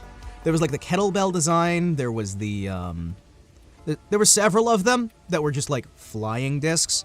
There was one that was more of sort of a hover platform than anything else. That one was in use up until, like, the 70s. But yeah, a lot of that stuff came out of World War II, and it's just like, hey, we're gonna keep trying to get this working. No, guys, it's definitely aliens. Definitely. We swear. Totally aliens, not the government trying to build technology that's really unpopular right now because of who made it. When you look at a lot of this old tech, you're sitting there and you're like, wow, that fantasy stuff that I read about in all the novels and everything else, wait, we had it? Why aren't we using it? Because it turns out it's really inefficient and we don't have the power for it. And we can't find a safe way to use nuclear energy to fuel it. Ow! Because we have flying cars. They work. We have flying cars. We have... Well, we had nuclear-powered cars. Those are a thing already. There's a car that ran on water. I mean, like, none of this stuff is, like, super secret or crazy or hidden or anything. It's just nobody cares to research it anymore. And it's like every single time you're sitting there and you're like, wow, why wasn't this used? Oh, well, this one wasn't used because it literally exploded if you bumped into it. Oh, this one wasn't used because it literally used 200 gallons of fuel to fly for 10 minutes.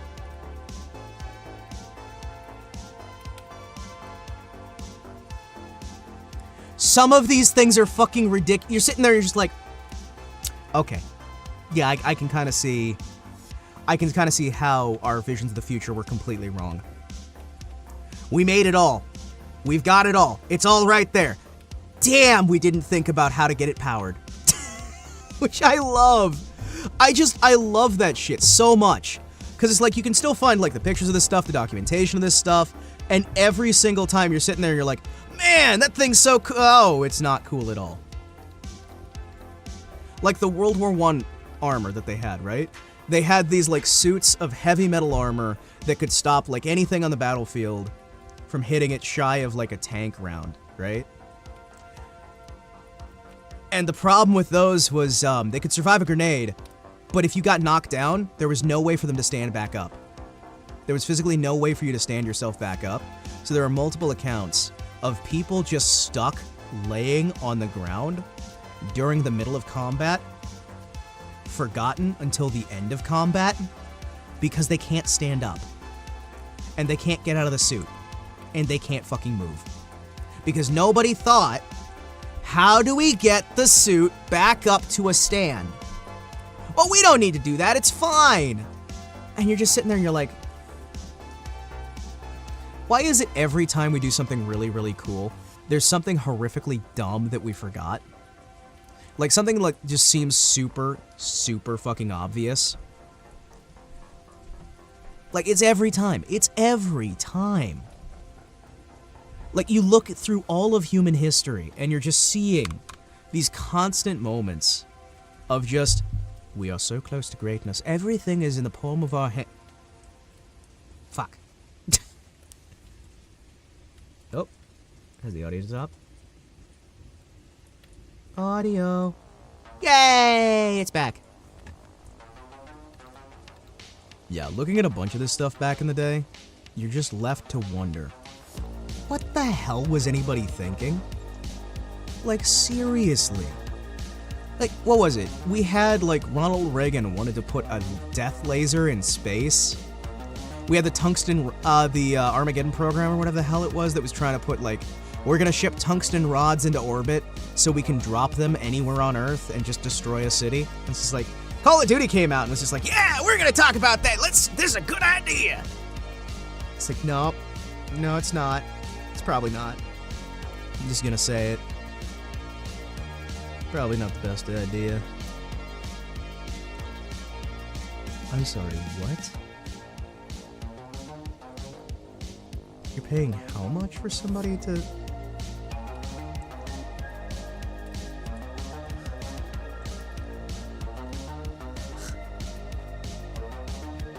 That is insane. That's weird, that's insane, that's crazy, that's actually messed up. Sorry, I just saw somebody's job listing come through across my dashboard and I'm like, why? Why though?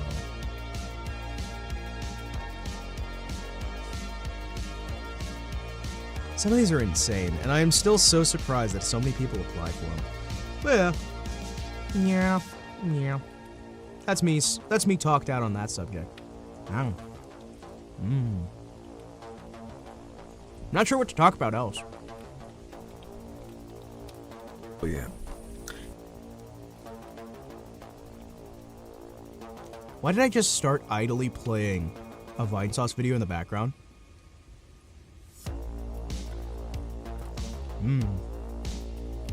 My brain immediately went, ooh, Vinesauce.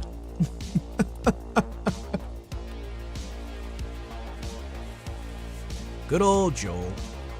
Good old Joel. I hate how my brain is like drifting away. Yes.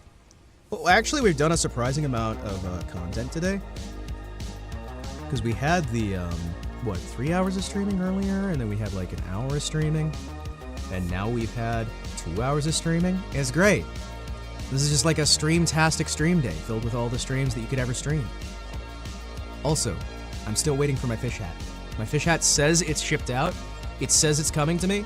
I'm just like, fish. Where is fish?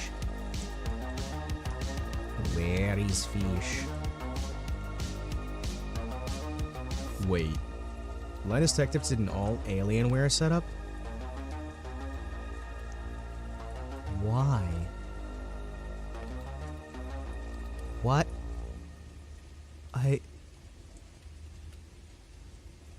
They got a computer, gaming headset, gaming keyboard, gaming mouse, mouse pad, monitors, laptop, webcam, dock, soundbar, and gaming chair, all from Alienware. Why? They even got a hat? Why'd they get a hat? You don't need a hat from Alienware. I didn't realize Alienware made all of that shit. I guess I didn't realize that Alienware made monitors and keyboards and mice and literally every single piece you need to build a computer. Why? That is so weird to me. Wait, Linus Tech Tips gets 3,333 average daily subs? Damn, I wish I could do that. Can you imagine that? Like, we go from being like our number we are right now, and then it's just BOOM! Door gets kicked open, none of us can relax. The chat's massively overwhelmed with like hundreds and hundreds of people. Everything goes crazy, nobody can say anything. I panic, you panic, everybody panics. We just like constantly just, oh hey, there's another 1,000 people. Oh hey guys, it's a new day. 3,000 more people, 6,000 more people. Could you imagine that? That'd be fucking horrifying. Welcome back, Dennis. Did you know we actually lost, like, all of our World War II blueprints? We don't have them anymore. Sorry, post-World War II. Basically, all of that stuff from, like, the 1950s. Basically, like, all of our tech from, like, the 1950s to the 1970s for military tech got massive... They panicked, thought that people would get access to them, and burned all of that data. So we've got no idea about, like, any of the technology from the 50s to the 70s. At all. We got, like, no record for most of it. It's fucking awful, and I love it. The setup has been blessed. What did I miss? I talked about the power armor that was made in the 70s. Metal Gear, which was made in the 60s. Tungsten space rods. The source of the flying saucer myth. The German flying disc. Talked about the fact that I think that AIs are just demons. You know. Used a lot of them? No, what I'm talking about is the original copies on a lot of those documents were burned. A lot of the original copies of those, for specifically the aeronautics research sectors, a lot of those were lost. Not all of them. I use hyperbole for entertainment's sake, but a lot of those wound up getting burned and destroyed during a big panic session. So it's hard to tell, like, how much of it we lost. But you're gonna have some stuff that's obviously kept, but certain things have just been, like, lost to time. I know that we had, to be fair, Soviet espionage, bitch. Oh yeah, no. A lot of that stuff is preserved by the fact that the Soviets spied on that shit and got copies. You know what I mean? It's like, oh my gosh. Thank you, Soviets, for preserving this. Maybe that's not... Maybe we shouldn't, like, thank them for that, though. Ah.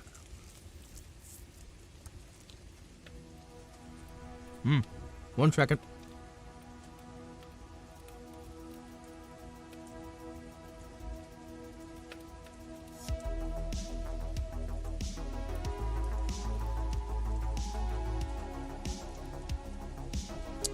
But yeah, it's basically, the point I was trying to make with that stuff is, it is interesting how we keep making all of the things that science fiction thought we would have by this point, but every time we find some horrific crippling flaw that stops them from being put into use. Like with certain, like, fuel usages, it's like the thing explodes all the time. With tungsten rods, it's, how fucking expensive is it going to be to get it into orbit? Flying cars, it was like, oh, this thing's going to use how much fuel? Power armor we had in the 70s, it was, oh, we have to keep it connected to a multi-story building. Yeah, that's gonna work out well. That Metal Gear knockoff project, it's basically, oh, I'm sorry, it has a top speed of 2 miles an hour and no bridge on Earth can actually support the damn thing. We literally made it too heavy to be functional. Oh, okay. That's fine. You could have learned that from the Panzer Rat. Or the Panzer Mouse. I mean, seriously. You're not gonna have any infrastructure that's gonna be able to support the machine. You gotta be careful with that stuff, man.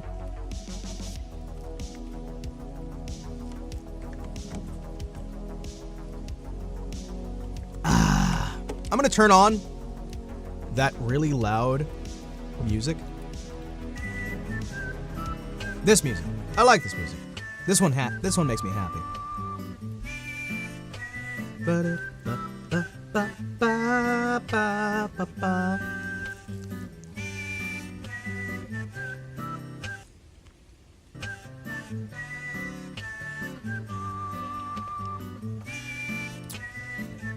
I remember we had, like, what was it?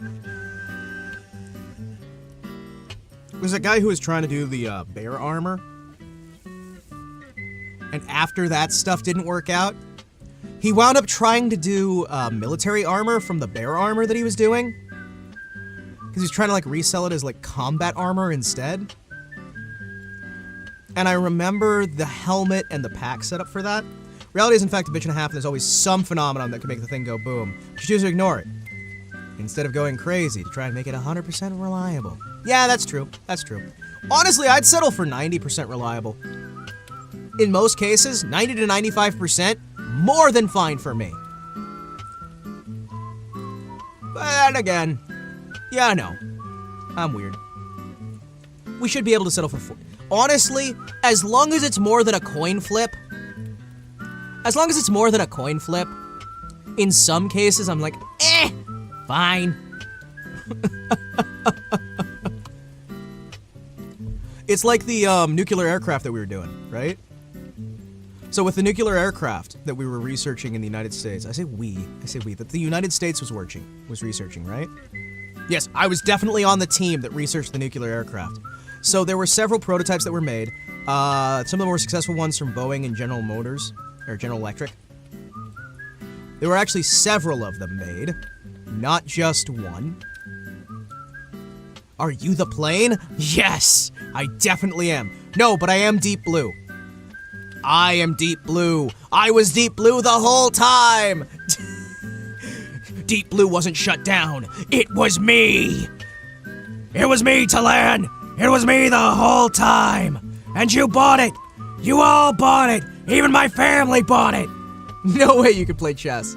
No, I can't. I can't. I swore myself to never be able to successfully play chess again. I swore it. I swore that I would never properly play chess again after what happened. 1v1 me in chess. No, I suck at chess. But yeah, so they had several of these prototypes for that made, right? And one of the problems they ran into is during one of the test runs, they basically lethally dosed the entire test crew with a pile of radiation. They subjected the entire crew to a completely lethal dose of radiation, and then it crashed.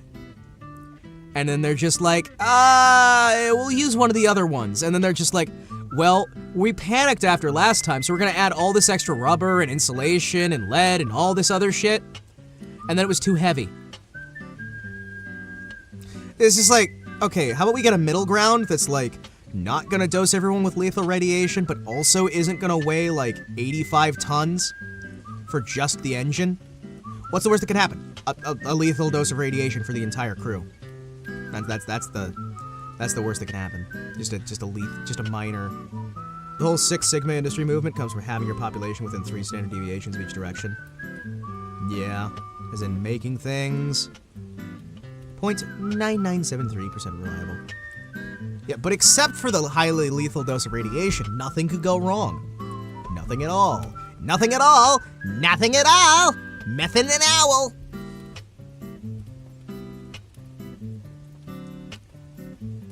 Yeah. I'm gonna be honest. There's a lot of ridiculous stuff here when you sit and you examine these situations, and you're just like, man, how have we not nuked ourselves? Oh, I know why. Because we have an invisible hand that's actually protecting us from doing so. And without such, we would have just destroyed ourselves 1,000 times over. Anyway. It's crazy when you think about a lot of this stuff, because you're looking at the technology and you're just like, huh, this stuff that we're all talking about being brand new today, that's probably been in use for like 10 years, right? It's kind of weird. I'm just saying. I'm sorry, wait. Why did somebody eat precious gemstones? Why? Why? What could you be trying to gain from research into that? Why are you trying to learn the research effects of swallowing precious gemstones? That seems so weird. This is that stupid, like, how can we make it so a mouse spends more time before drowning? This is that all over again. This is that shit. I hate science sometimes. Science is awful. Science was a mistake. Can we go back to banning science and burning scientists at the stake as witches? Can we go back to that? I want to go back to that. Let's go back to that. But not me, though, because I'm a robot and I'm super cool. My first one started working in a factory during Rona, being the only one wearing a decent mask, and said mask gets brownish at the end of each day, and the work safety officer is like,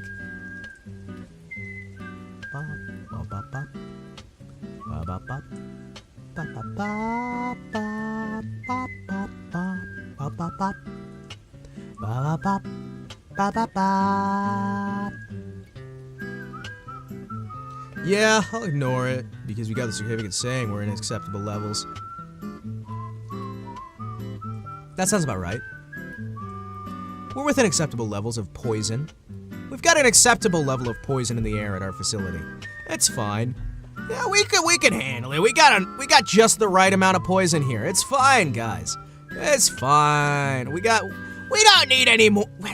We don't need any air filters or anything. We've got just enough poison. Sir, I think 0 would be the right amount of poison. Maybe we could try and go for 0? Maybe? Nah. Oh, okay. Alright, if you say so, sir. Let's see, what do I want? Do I want to play anything? I probably want to play like something. Like a game or something. You know, I want to play some, I want to play some Hollow Cure. I want to play some Hollow Cure. I'm addicted. What can I say? Ba, ba, ba, ba. Boop, boop, boop, boop, boop, boop, boop, boop, boop. I notice I haven't plugged in my Leap Motion, my hand tracking, for ages. I just never see the need for hand tracking anymore. Like, during the early days of the channel, we used hand tracking all the fucking time. And it was fun, right? But these days I'm just like, I don't really see the purpose in hand tracking anymore. Hand tracking was like a fun novelty, right? But like, I have to plug in an extra cable, I have to go shirtless because it will not capture if your arms are not completely visible, and it struggles if the shoulders aren't visible, so I'm just like, okay, cool, that's not gonna be fun. That's not gonna be fun at all. You kidding me? Why? Why would anyone do that?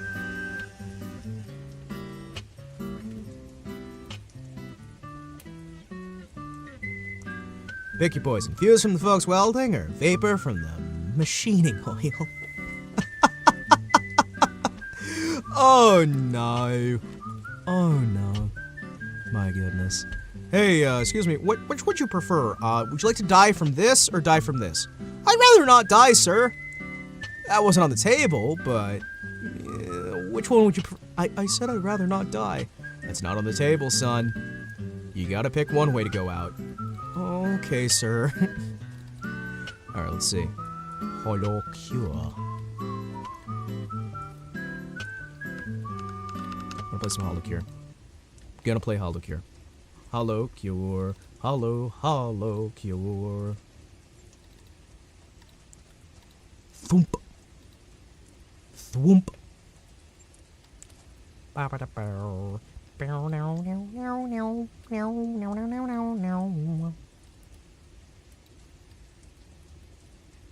There we go. Hey guys, look, it's Hollow Cure.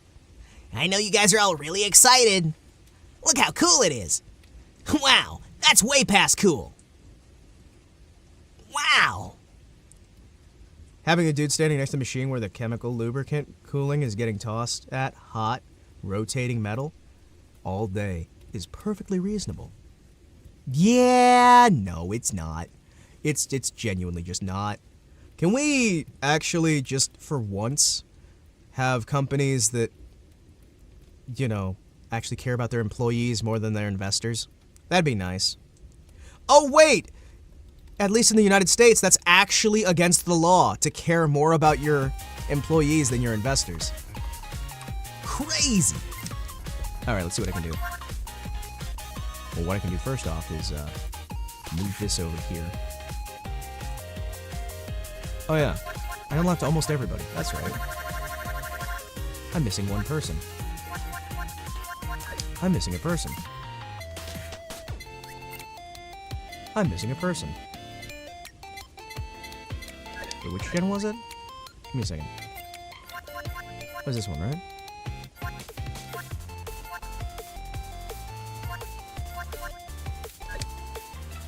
Would that be gen... Character gotcha. That would be you guys, right? Yeah, Gen 1.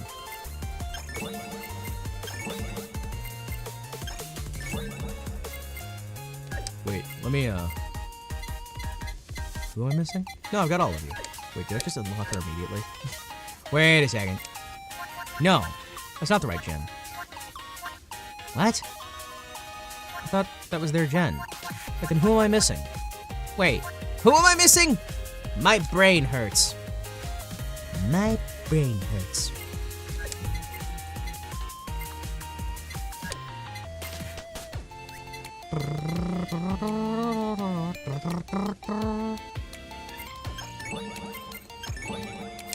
I wish I could just spend all of it on the gacha.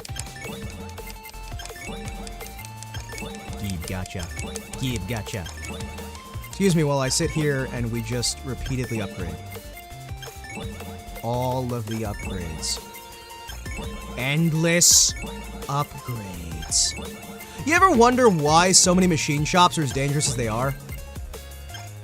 Like, legitimately speaking here, why are they so insanely dangerous?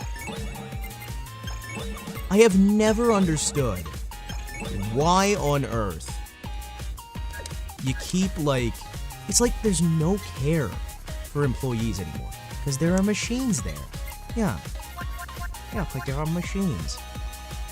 Roboco. There we go.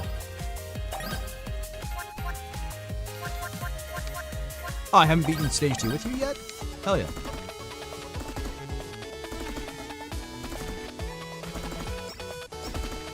Hey.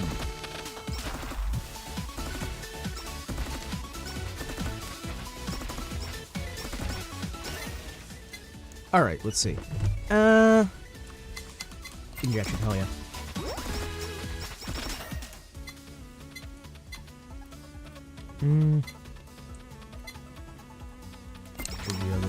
That'll be good.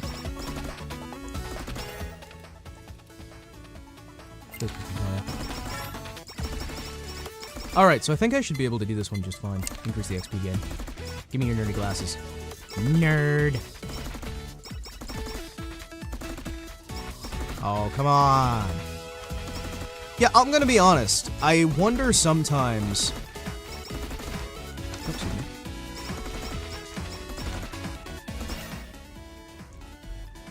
In the meantime, here in Brazil, our labor laws were literally written by a Mussolini wannabe in the 30s. And you still have them? That's insane. That's insane. What? Do you people not have upgrades?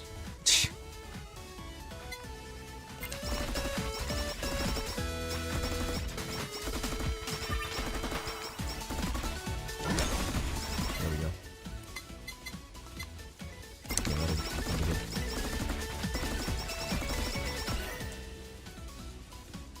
It's actually illegal to have a union not approved by the government. My goodness, that sounds just the best, right?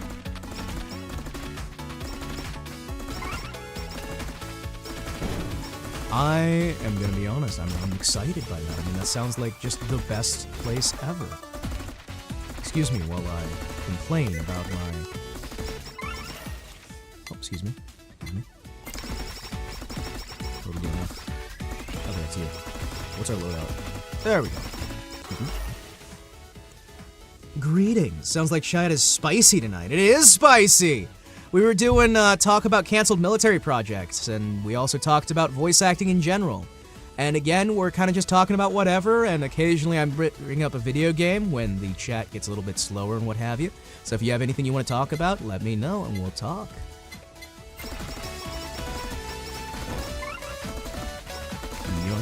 By the way, Mav, I saw you liked my lovely new design, my lovely color choices that I have.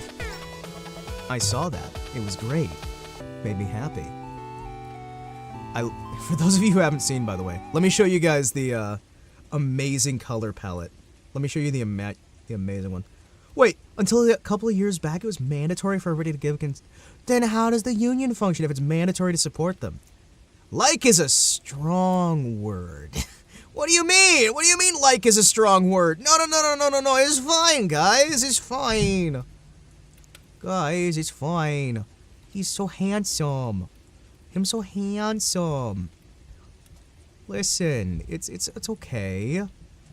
You can tell the audience how you like really feel, how much you love the character and how cool you think he is and like how awesome. I mean, like look at him. He's like so cool.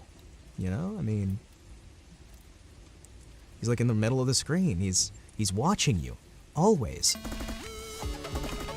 mean, as you can see, there's nothing of interest in the center of the screen, so I figured I'd show you guys this character in the center of the screen.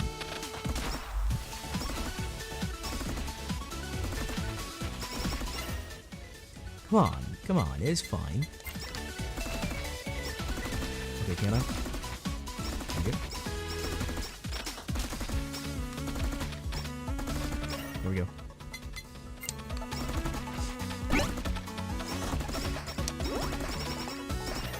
Here we go. You know things here are effed up when one of the the three most mentally sane political movements are just the pro-monarchy, anarcho-capitalists.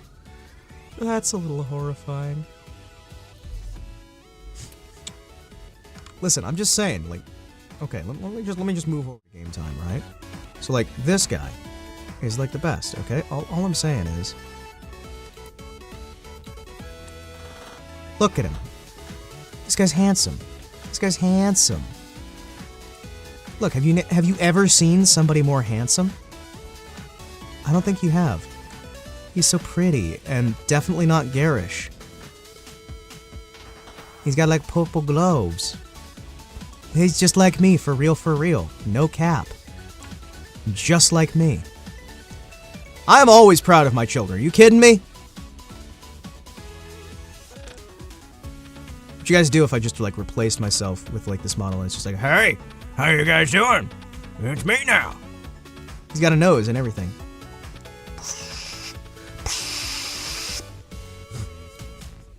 Alright, anyway. Scenes. TV. Plop. Can you get out of my TV screen? Thank you. I thought I muted you. There we go. I like the lighting. That's the most polite thing you can say about it. I like the lighting! Oh, okay, I see. Can I? Alright, this might be a little bit of an issue. There we go.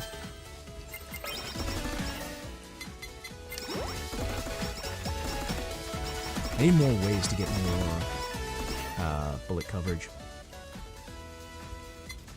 You know what? We're probably gonna wind up dying with this one, so I should probably take the Super Shadow time. But then again, as soon as you can get her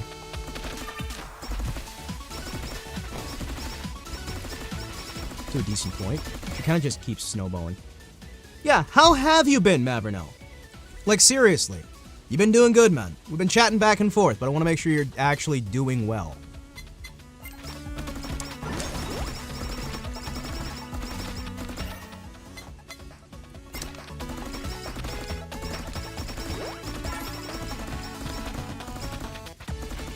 Because I always get, like, concerned about folks.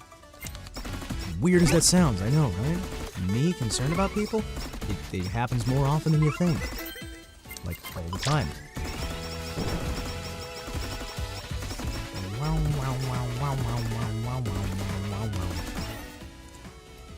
Yeah.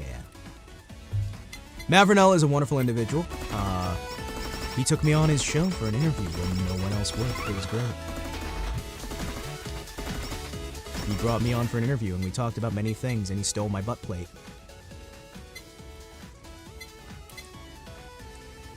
Can you place a tiny version of him in the center of the screen so it looks like he's shooting stuff? Oh!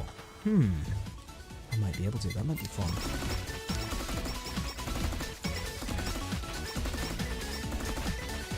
Car decided. Give me a sec. I'll read as soon as I get a level up. I forgot that I'm playing this on the maximum difficulty settings the game will physically allow. So I may be a little bit distracted sometimes. Car decided to start spewing smoke the other day, so that's another thing on the pile. New project's still going well, though. Might be pouting a bit since my latest recording was a bit scuffed. Oof. That sucks. That genuinely sucks. Well, hey. On the bright side, the project's still going well. That's a good sign at the very least. I know you got good opportunity to make things work. You've always done wonderful content, and hey, you got potential. Just make sure you're going with a good goal in mind. And always keep smiling. Hello?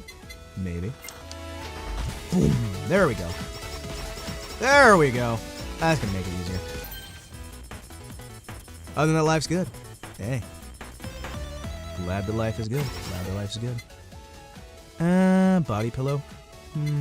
Halu. Halu! We need to make this more difficult!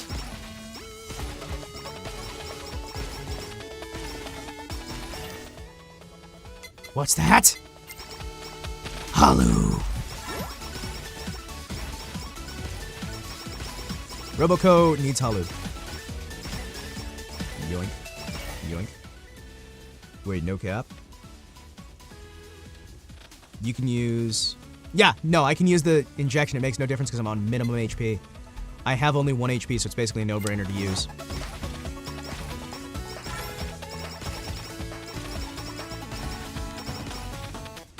The good thing about this character, she is designed to level up as much as possible.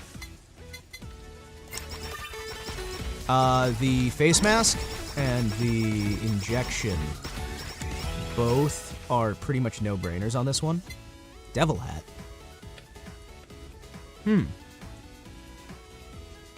I like it. I'm on board.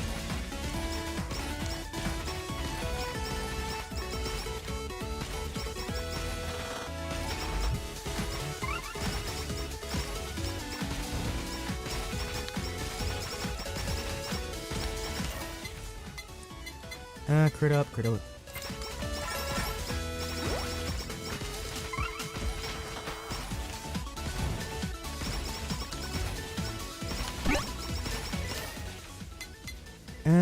Honestly, let's go with the body pillow. Yeah, body pillow is gonna make it so I have more than 1 damage that I can take. And I don't need to add even more difficulty onto this. We're already playing on the max possible difficulty the game can support. So I don't necessarily need to add more by artificially increasing my own difficulty. I'm a sniper!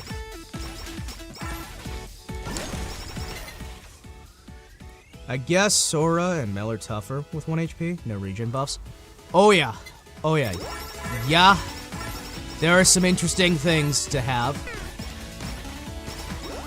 That said, if you get the body pillow one, the body pillow upgrade can be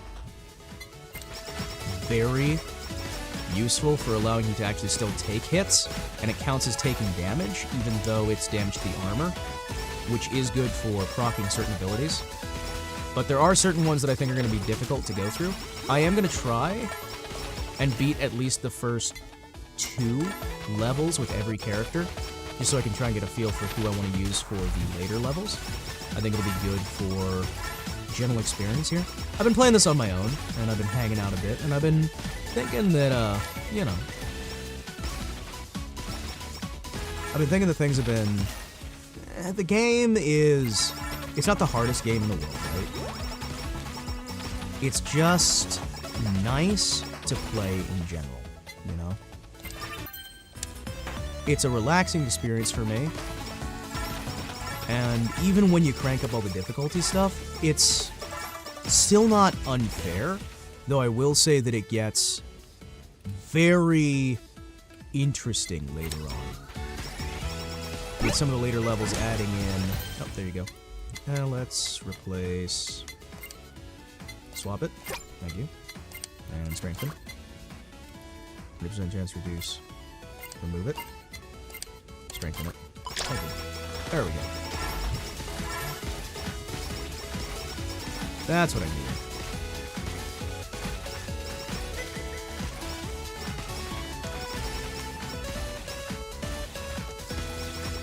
With the addition of ranged enemies, I find that it significantly increases the difficulty of the experience in a good way, adding for a nice little challenge that is kind of lacking on the earlier levels, but having the early levels at all definitely allows for a nice little experience beginning to end.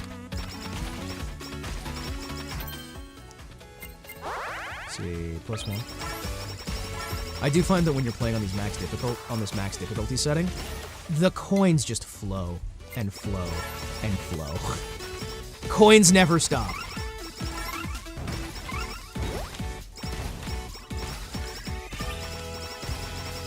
The upgrades never stop either.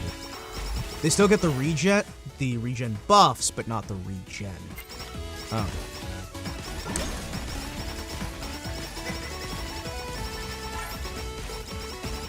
Good, we should have just enough to... Yes! Give me more! I don't care. Give me harder battles. Roboco isn't supposed to be this op? Well, good, because I just died. Roboco isn't supposed to be. Yeah, because the more enemies you have, the more XP you have. She's like the perfect character for this.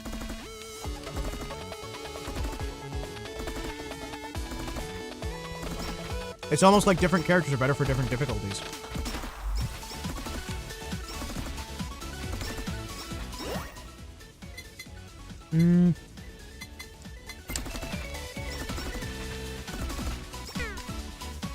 Tap me in the back and call me silly. I love how, like, okay, so this is why, like, when I'm doing this game as just, like, its own stream, I usually don't bother reading chat for the most part, because I get so hyper-focused on this one. This is a good game, but I also don't like giving it its own stream just because I'm not reading chat at all.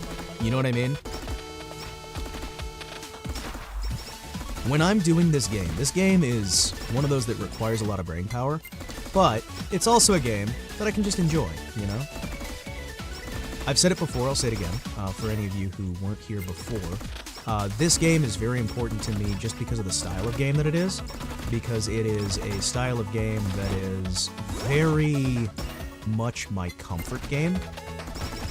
Twin-stick shooters have always been something that is a firm, enjoyed place in my heart.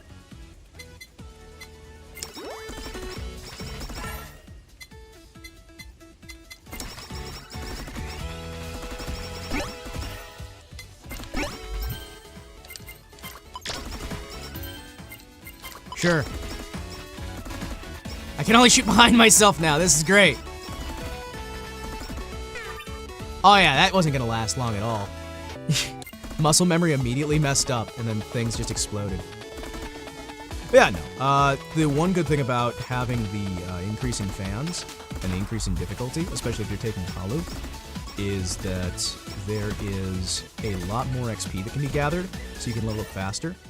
One of the big issues on the later levels is just being able to have enough XP to keep up with the damage resistance on the enemies. One of the good things that she has here, somehow Himawari found a new way to make the game harder. I always do. I always do. I always do. Because I enjoy a difficult experience.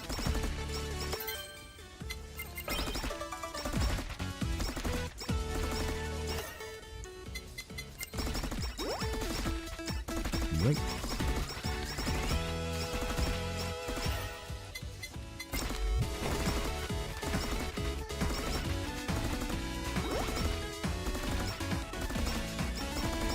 It is good, though, to know that I only need to worry about the shadow. Good, good. There's an achievement for watching the TV for 10 seconds.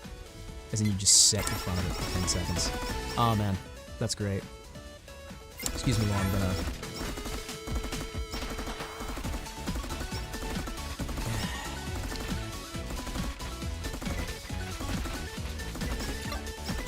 There we go.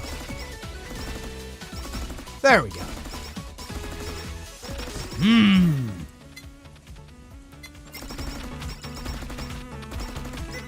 Got milk chocolate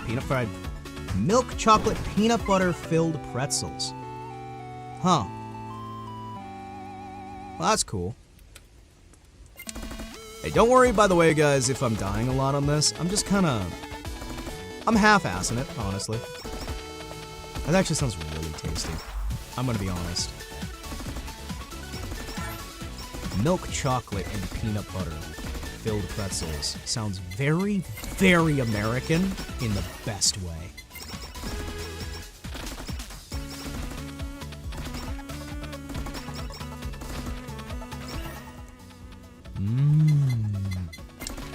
Pretzels.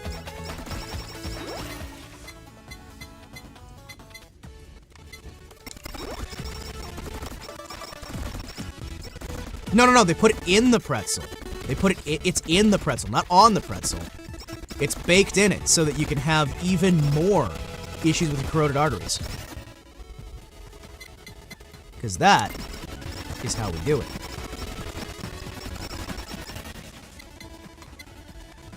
And 1.2 times damage outside the range. Attack size weapon.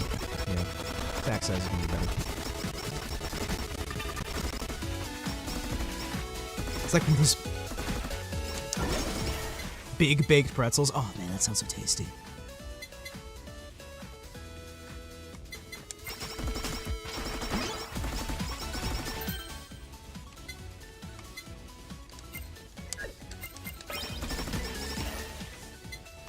Yeah. Extra attack. Oh yeah.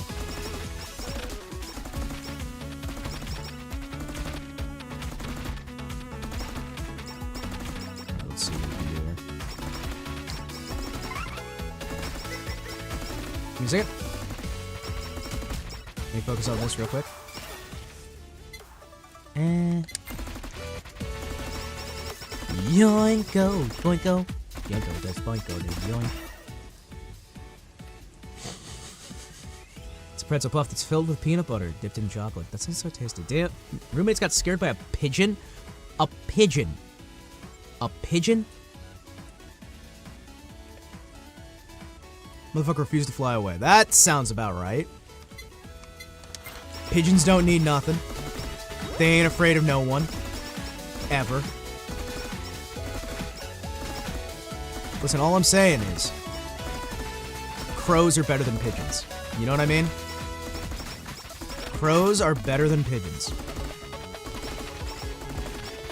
Interesting.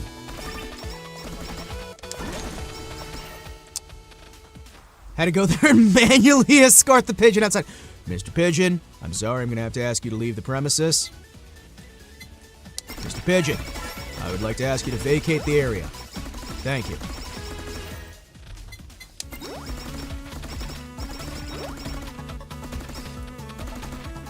Sir! We got a pigeon! Everybody panic! They wouldn't touch the pigeon? Wait, why wouldn't they touch the pigeon? I'm gonna have to read the rest of your message.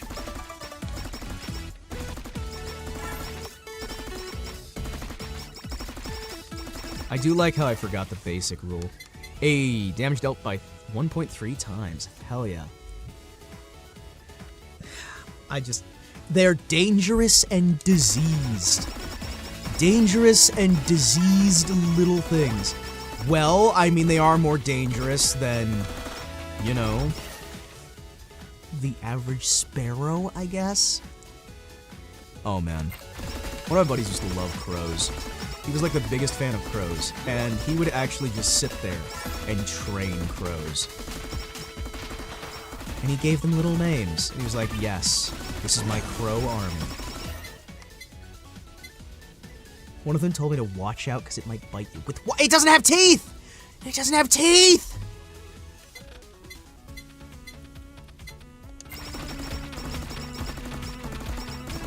It doesn't have teeth, though.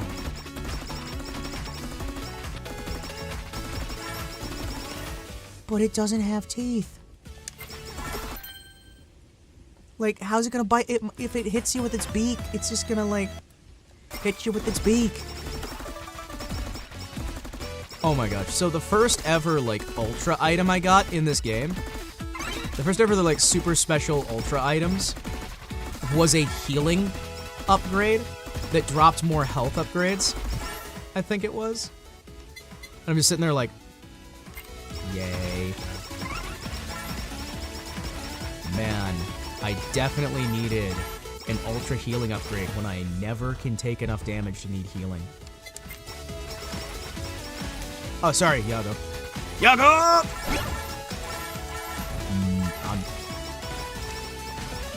That's gonna get me killed. That thing's gonna get me killed. They're posted. Well, give me a second, check it out. The delicious, delicious pretzels. The army of pretzels that have been provided. XP increase. Hell yeah.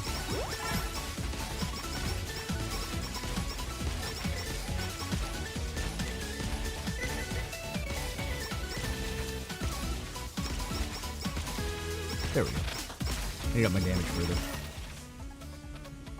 I'll do it with that trash. Oh yeah.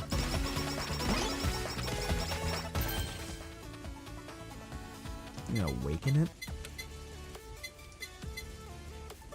Enhance to further increase base damage. Nah, I want to increase you, so I have faster XP. Pigeon was drunk. He was like, it's a birthday party, everybody. Wait, it was the pigeon's birthday? Wait, guys. I've just been informed it was that pigeon's birthday. Do you know what that means? It's time we sing it a little song. Birthday pigeon! Happy birthday, pigeon! It's your birthday! Birthday pigeon! Happy birthday, pigeon! Oh, he's dead? Oh.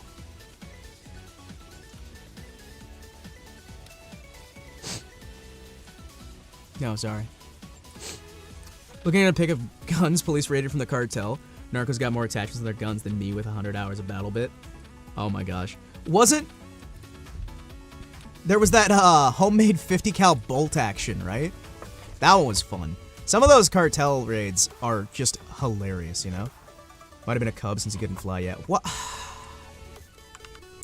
Can't believe you. Can't believe you. Cannot believe you.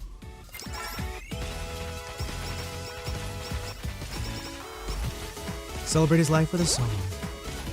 Play the song, James. The 4-bore? Yeah.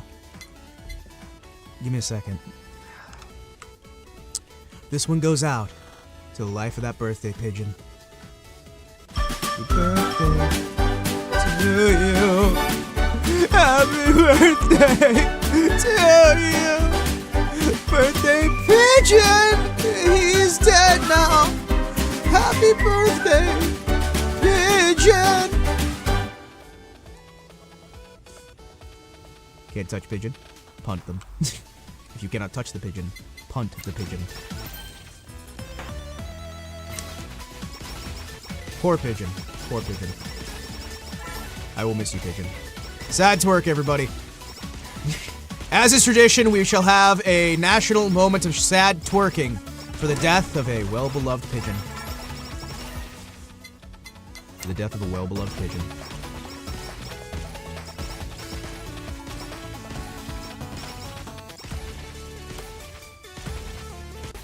No idea how he got on the balcony. He was looking for your help. He was begging you for help. He just wanted you to help him. And you sent him away. You could have, like, had a pigeon friend. I'm sure he would have gotten you in touch with some crows or something who could have been able to successfully build up. You know, you could have just had a crow army, you know? Sure, it starts with a pigeon. It starts with one pigeon, ready to save a whole new way and a whole new day. Don't know the song, but I know it's good.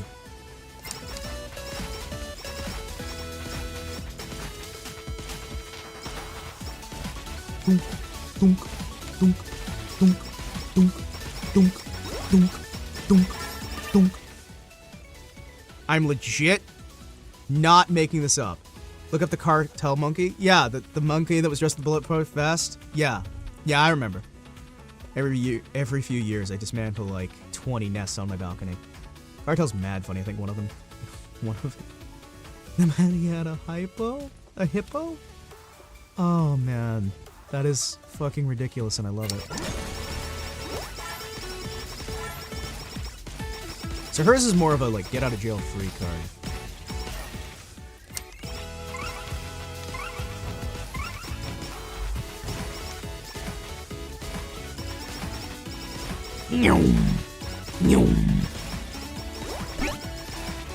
Hey, a crowbear! Crowbear!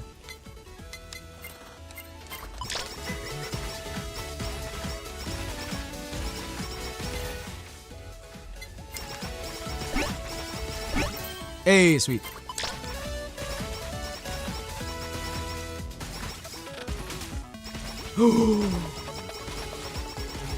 Yes. Swap. Strengthen. Yes. I want it bigger. Big! Big! Cocaine hippo, they fed it bodies. Yep. Because of El Chapo, there is an actual native population of hippos on Colombia. Hell yeah. The man's a genius. Also horrifying, but still, you know. He was ahead of his time.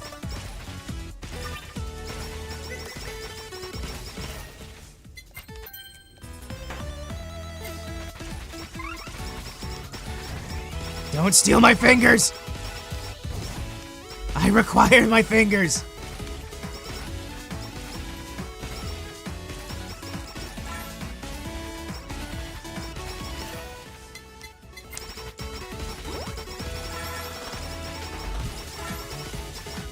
Why do they always steal my fingers?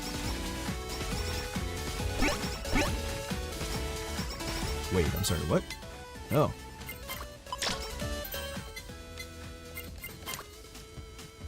Because hippos, in a way, are like orcs. Not joking, the government needs specialized hunters so they don't wreck the ecosystem. I love the idea of that. Hey, listen, Colombia. You pay me enough, I'll join your specialized hippo hunter squad. And I'll make live streams about it. We'll make a killing. We'll live stream the entertainment. We'll make it into a TV show.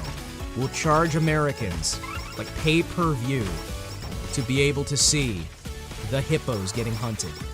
They'll pay a fortune for it. It'll be great. I'll run the commentary. We'll have a live English commentary over the hippo hunting sessions. We'll make it a game show. It'll be great. How do you even take down a hippo? Anti-air rounds? You'd probably, honestly, you'd want a big game round that would be moving slower but be larger. That's my general idea anyway.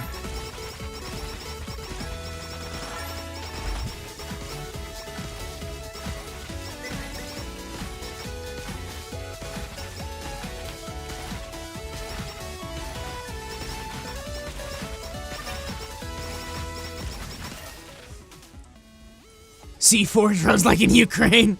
They don't get helicopters. They need to wait for the young adults to leave the pack and then smoke them. I'm just saying, if they had helicopters, it'd be a better show. It'd be very entertaining. That's all I'm saying, you know.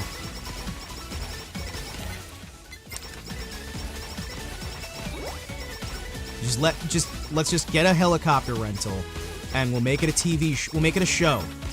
The show will pay for the helicopter itself. You just have to hyper advertise it. You know what I mean?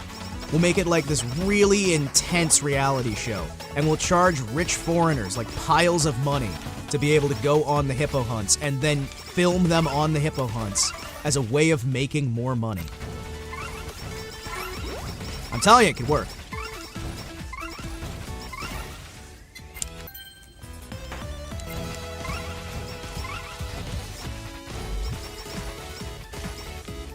HN's gonna kick my ass, I'm just gonna say that right now. There's no way I survive HN. Not with this build.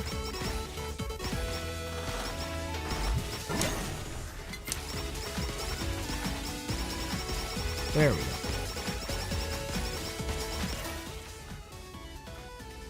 Imagine being the government of Colombia, you just took down the Lord Emperor, God below, and 3 years after the biggest party you've ever had, you need to start dealing with orcs. Yeah, that sounds about right. Tame the hippos. Use them to mount as mounts for military operations in the jungle. You don't get how many of them there are now. Enough that we can afford to kill a few of them during the training. We'll use them for test runs to figure out how we can turn them into a successful mounted army. We've got enough of them. We can train them as soldiers. I'm just saying. We could train them. Have them grow and learn and build into a massive army. Hey, sweet. Additional shot. Hell yeah. I'm sorry, wait. Oh. Oh! It hits everything twice. Guys, I'm firing 2 of these massive balls. I am in love. I am in love. I am in love. This character is amazing. I need to watch more Roboco streams. That's all I can say. After playing this game, I need to watch more Roboco streams. Turns out, Roboco, really OP.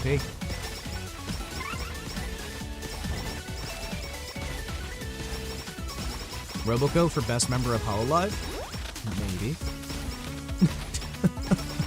That's a joke, of course, but you can't really pick a favorite. They're people. At this point, 50 cal. Hello? Anyone gonna have a 50 cal? At this point, just leave the hippos be. Accept the fact and coexist. No, you don't understand. Okay, YouTube is deleting my comments. Well, if YouTube does that, let me just double check and make sure I have the view screen up. That way I can still see, because we have the live stream live chat over in Discord that's supposed to be like the backup for that. And I just need to remember to actively look at that, right? I'm sorry about that, folks who are posting in there. I just need to be reminded to look at it. Don't understand the alternative community, and it sucks to be honest. Community, not the game. Don't think it was any better in chat. That was us talking. Instead of watching, you just learn. They did their own thing. Dating life. Caught 'em. They don't look pretzel shaped. You're right, they don't look pretzel shaped. They just kind of look like a weird bun.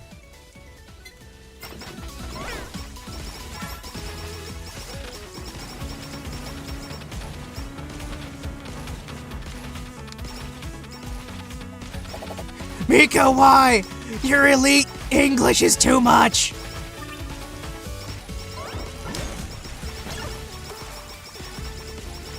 Ah, she was terrified. She was horrified.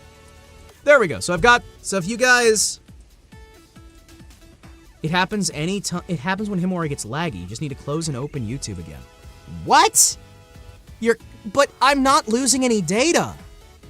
Okay, so like if you guys ever have trouble with talking in chat, I will make sure for a fact I have the live stream live chat open on the Discord so that every time I can see what you guys are saying. It's fine.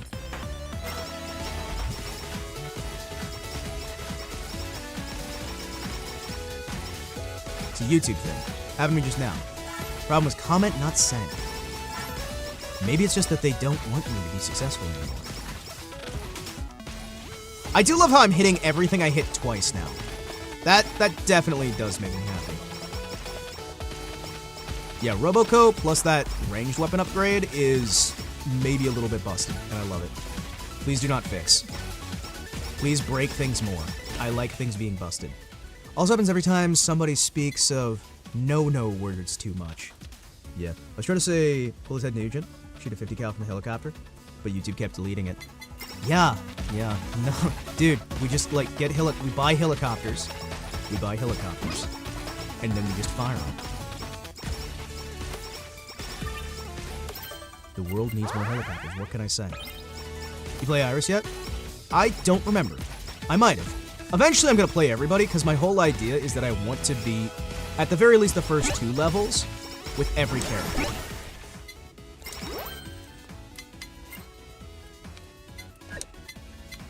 Two additional shots. Does not affect melee weapons. So eventually I'm gonna beat at the very least the first 2 levels with everybody, and then once I've beaten the first 2 levels with everybody, I'll try beating more levels. So if we die on this run, which we're going to probably.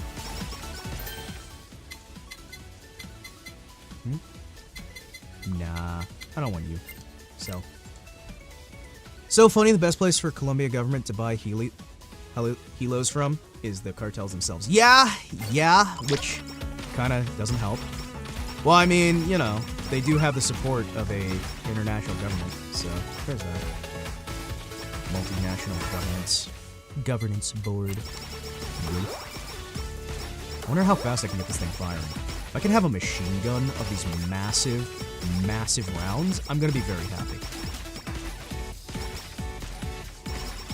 Yoink, yoink, Yoink. Have you ever watched Ted's old YouTube hunting show where you just run up and blast animals in the face? Man's a savage. It's fucking awesome, man. And horrifying. And it's great. All I'm saying is, savage times call for a savage man. As soon as we start seeing the HoloLive-headed individuals, we know that the time has come for the end of the road. Oh yeah, give me more speed. I'm gonna need that for the bullet hell segment. Looking at a pic of the stash of police raid from the cartels this week, Nart's got more attachments onto it. Yeah, I saw that. That's horrifying, man. Like, legitimately, actually terrifying.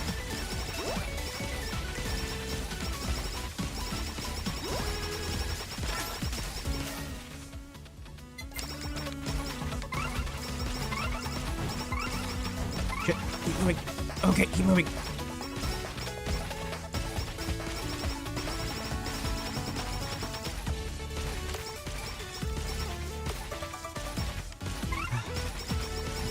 He's spamming. He's spamming. No. Sorry, I thought YouTube blocked it because of guns. Oh, okay, so it's not spamming, it's just... Well, YouTube eats all my comments anyway, so what would I do?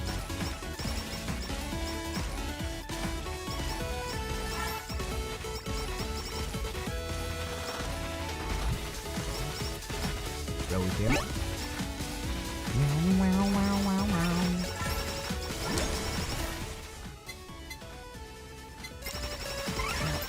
I kinda want it.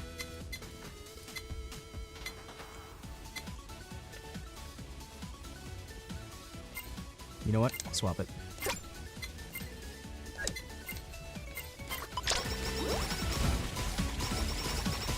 Holy crap! Guys? That was insane for a brief second there.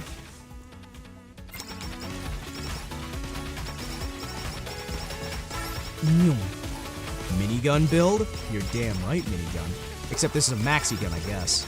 Because it's a more of a Vulcan cannon, I guess, maybe?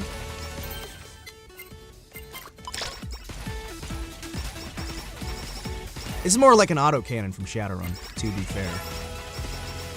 It's just a constant just thunk, thunk, thunk, thunk, doom, doom, doom, doom. Slow and steady. Doom, doom, doom.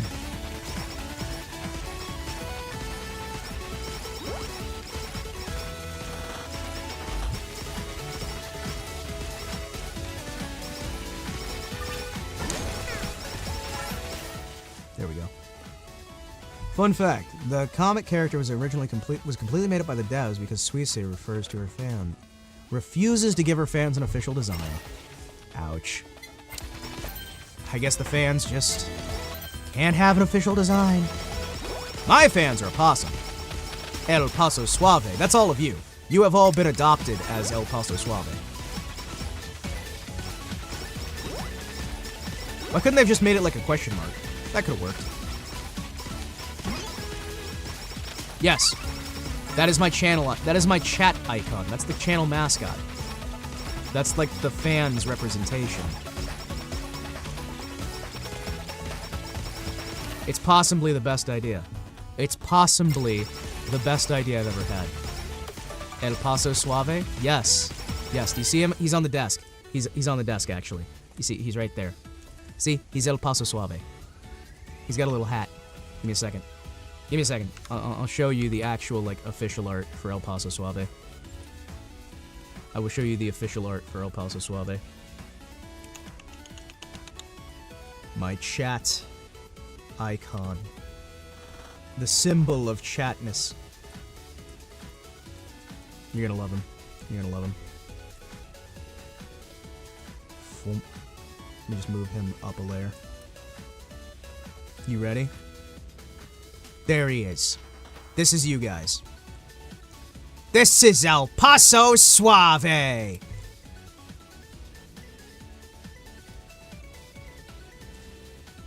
He's the best. Wow. Yes. It has nothing to do with the actual channel itself. just has to do with the fact that somebody sent me a possum. So I've decided, you know what? It's like staring at a mirror. Yeah, I know, right? It's crazy, isn't it?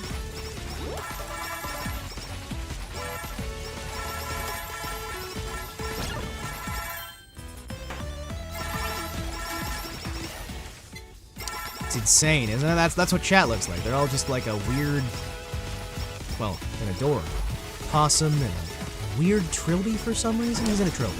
He's wearing a trilby. I don't entirely know why El Paso Suave is wearing a trilby, but he does have a playing card in his hat.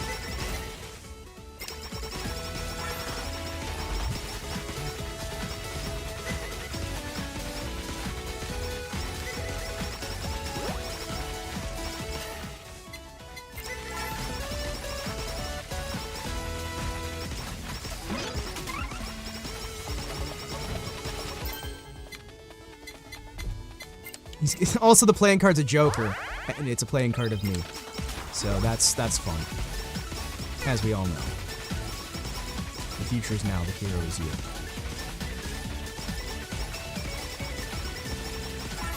Please, give just a little bit, give more XP, please. Just a little bit more XP, maybe?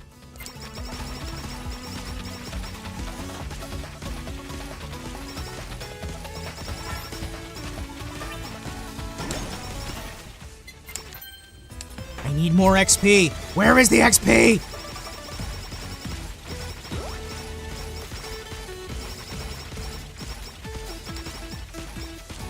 I do like how I'm effectively firing 3 of these, though. That does make me happy. Because it hits everything it hits 3 times. I wish I could have gotten the Halu on this. That's all I'm saying.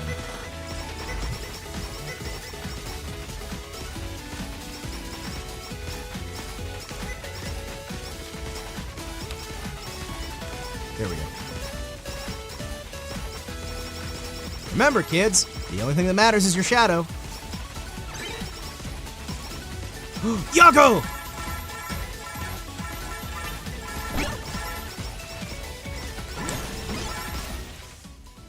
Yago! Pecora? Peco, peco? Peco? Peco? Peco? Peco? Peco.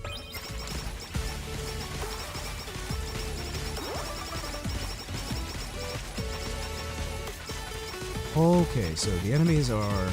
We don't necessarily have the damage output I really need right now. That would increase the damage by criticals, but... I think... Yeah...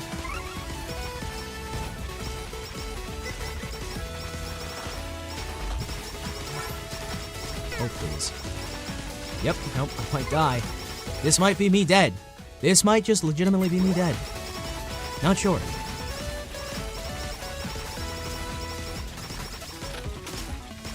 Nope, okay. So we're holding up for now. Oh, this isn't scary at all. Oh, this is fine. Yeah, this is fine. Yeah, no, I should have taken that instead so I could nullify a chance attacks long enough to be able to succeed. I'm gonna try and save.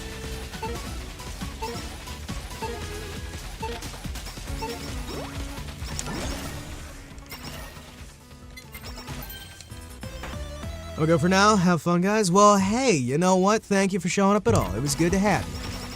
I enjoyed having you here, and it's always good talking. If you ever want to hang out or anything else, remember, we're here 6 days a week. Wish I had funds. Well, that's what he said. Have funds. We're gonna have piles of different funds. They're gonna build up our economy. It's gonna be great.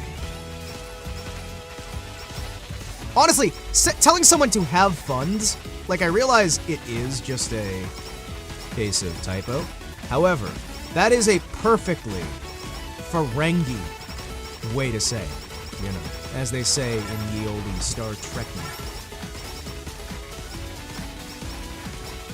What's the idea of that?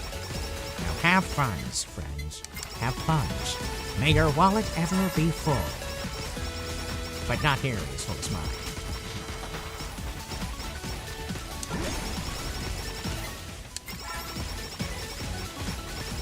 Let's see what we can do. Okay, just a... I'd like some more damage upgrades, please. That'd be nice. No? Okay. Maybe before Achan gets here and just slaughters me? No? Okay. I'm probably gonna die to Achan. I'm gonna be honest with you guys.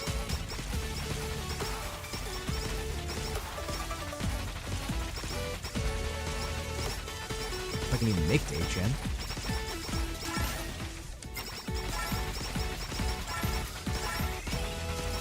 If I can even make it. Jeez. Well, they're trying to give me that one last push of XP.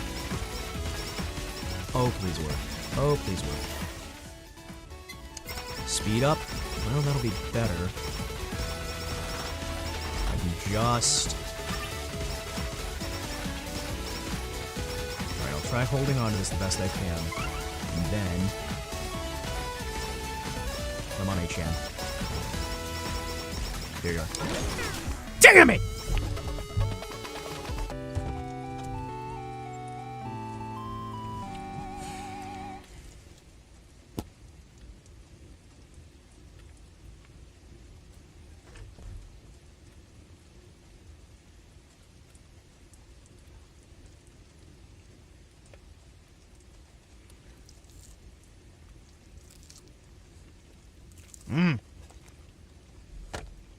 I'm not angry.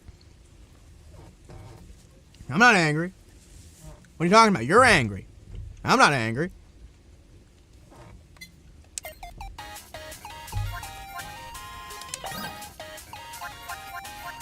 Christmas.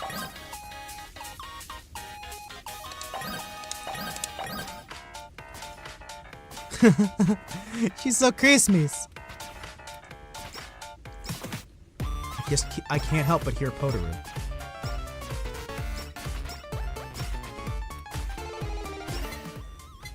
Mm-hmm. Interesting.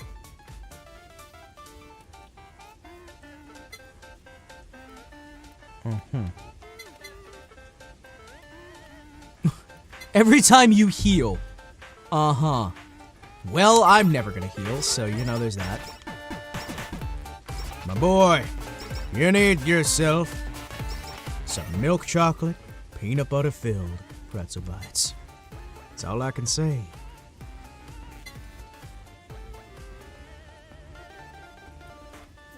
It's not gonna help.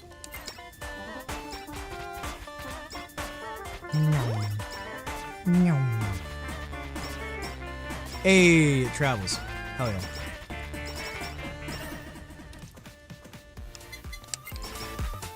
I want to try to max the weapon damage first. Hey, they pierce now. Hell yeah. They pierce now? They pierce now.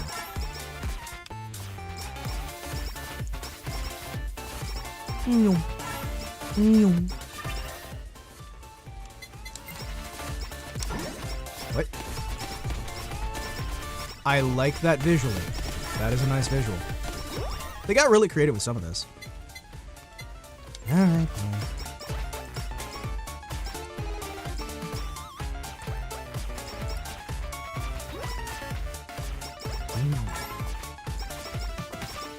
This is the easy level for babbies.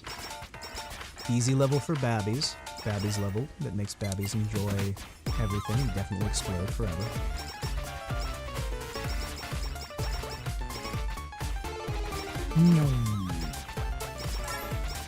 Yes.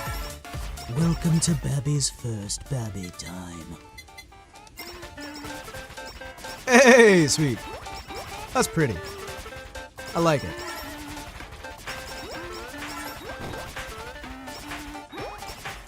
That's pretty.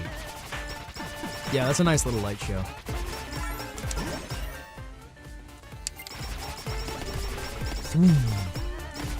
Ah, she's a fun one to use too. I like these characters that has the guns. We have the guns.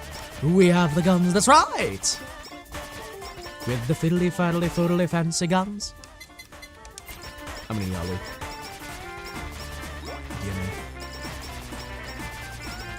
I need more enemies.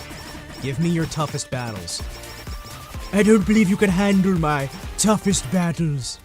Potion seller, I require your toughest battles.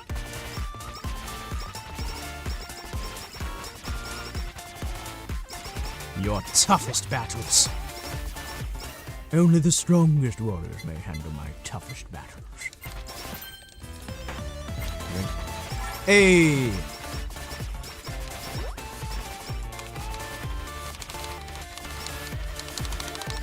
Wait, I can do that! Guys, I found the secret! Guys, I actually found a secret to exploiting Iris. You just kinda wiggle. So you can do the, like, firm, or you can kinda waggle, waggle, waggle, waggle, waggle, waggle, waggle.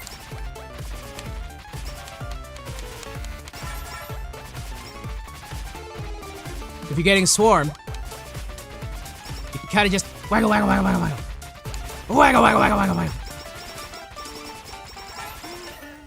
Then it kinda just spreads it everywhere, it's great. And now it looks even prettier. Hell yeah.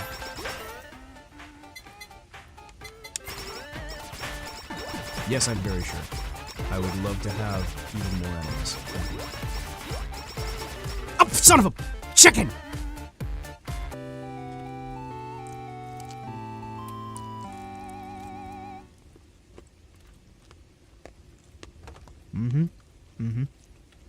Alright. Alright. That's fine. That's fine. No, that's fine.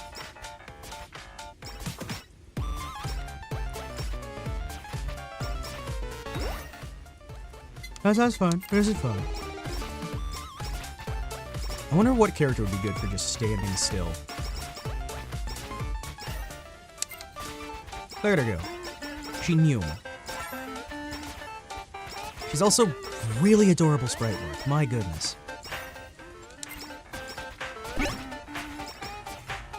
Peckle, peckle. Peckle, peckle. Peckle!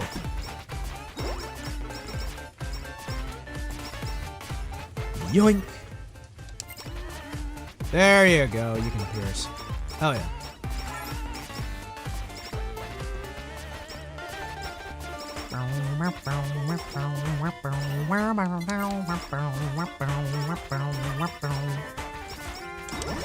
I don't like her special attack.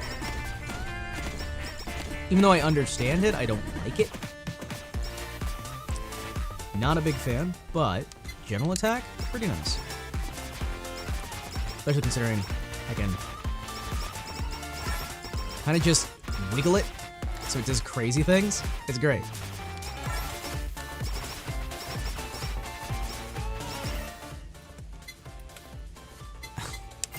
Yes, I definitely need to get the idol costume so I can spend even more time looking at that weird display. It is pretty though, so maybe. Yoink. Most of my successful runs, I wound up getting the injection and the mask. Uh-huh. Yeah, I'm not gonna want to get hit at all. You kidding me?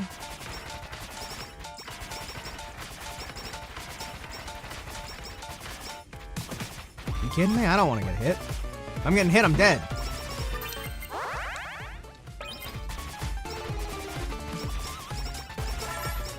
No way I ever want to get hit.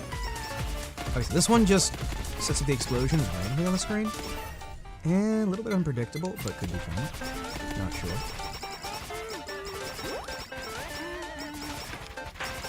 This one, like, some of these weapons just feel like better versions of other weapons in the game. Sure, I'll grab the other thing, why not? Yeah, sure. I definitely want that. That is so useful. Yes, thank you.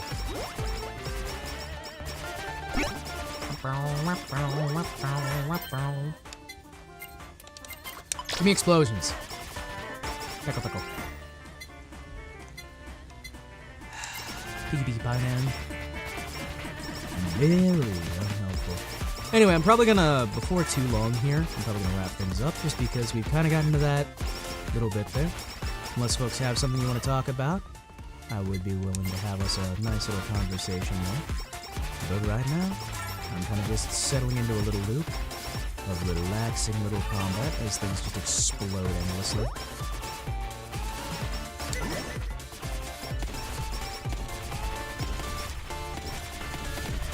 Hey, sweet.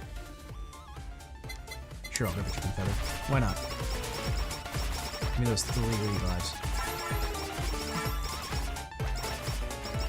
It's 3 revives. Nyum.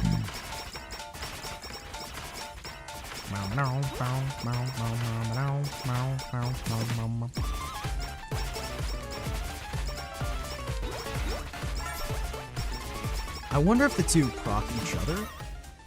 Like the demon angel half thing?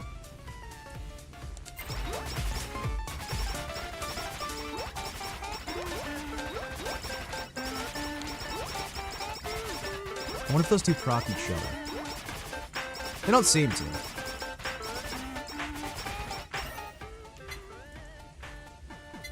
I never get hit, so why would I want to? I mean, if I get hit, I'm screwed. There's that as well. Characters... Hey. I don't know if I would want to play the hard version of The Office, now that I'm thinking about it. Because I just realized I have so much trouble in The Office. Like, at all.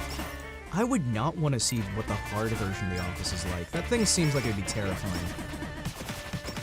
Yeah, hard Office seems a little bit silly.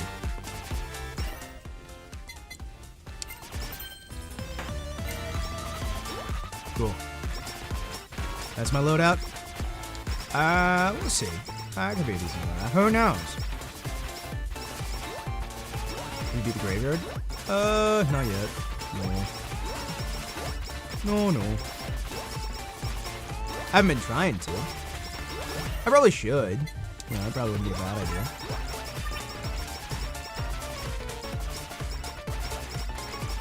You know, we'll do that like next. I'll play one of the folks that I have the most fun with right now. We'll see what that turns out with.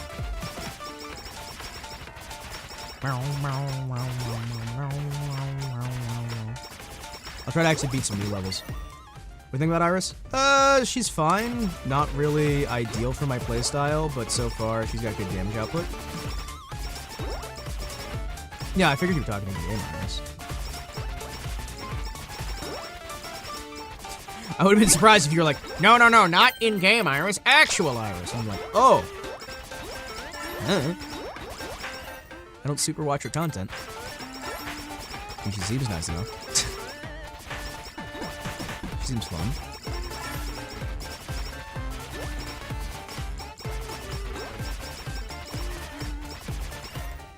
I don't know why I didn't really... Gen 2 has... Is it Gen 2? No. Yes? No. Maybe? Yes. No. A lot of those I just... She's one of those heal characters, yeah. Like I said, not really a great fit for my playstyle, but...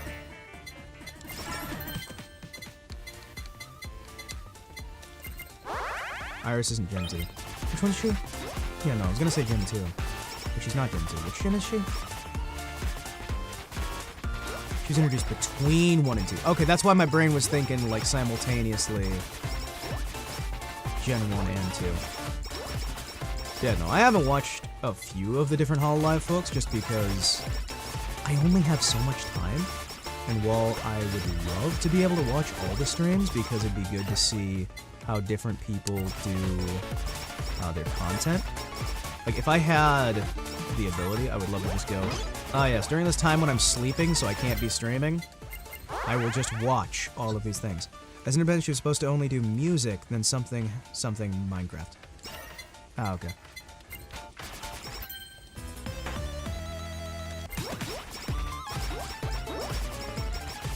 Hey, you know what, though? Hey. If it works, it works. You know? If it works, then it works.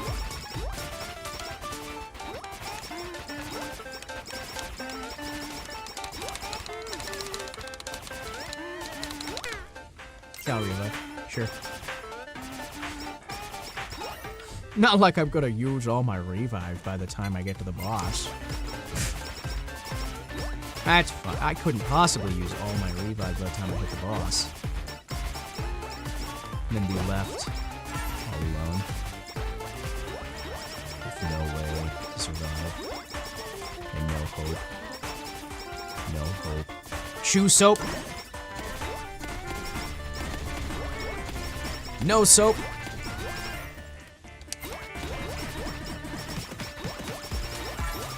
Girl, I can't grab them things.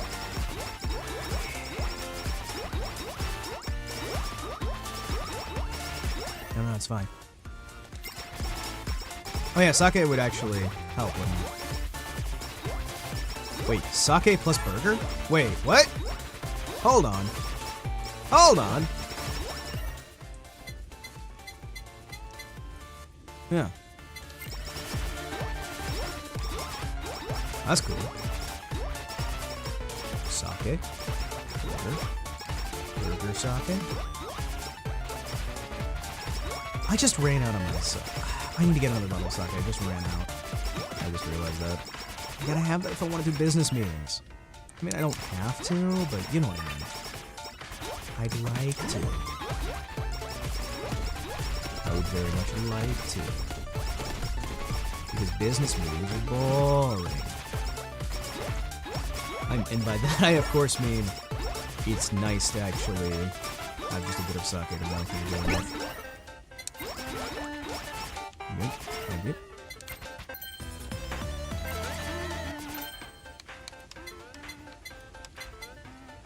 Sure. Apply, confirm. Apply. There we go. There is a legendary version of the sake item that increases fits by 50%, but you aim randomly. I don't see a downside. I'm gonna be honest. I don't see a downside. I wish that those, like, legendary versions showed up more often, I'm gonna be honest with you. Because they're ridiculous, and I love them. It'd be cool if there's a character who's specifically built around the idea of legendaries showing up all the time.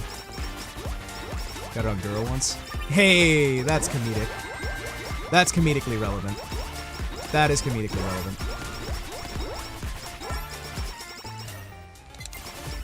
This is comedically relevant for my interests. Hello, I would like to introduce all of you to the joys of comedy. The entertainment of being successful.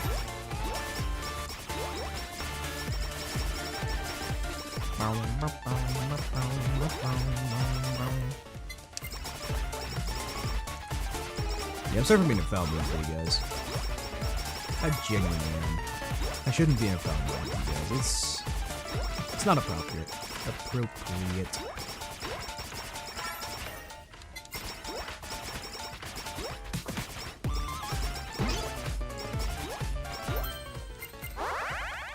Yoink.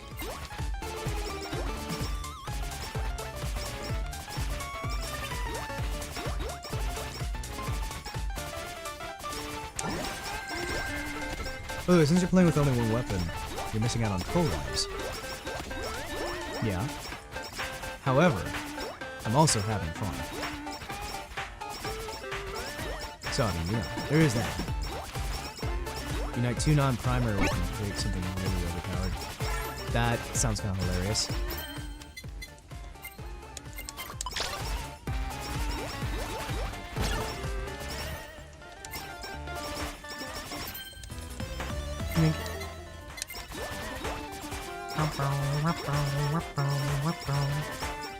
What, you want to see me use other weapons as well? We can have like stacks of weapons?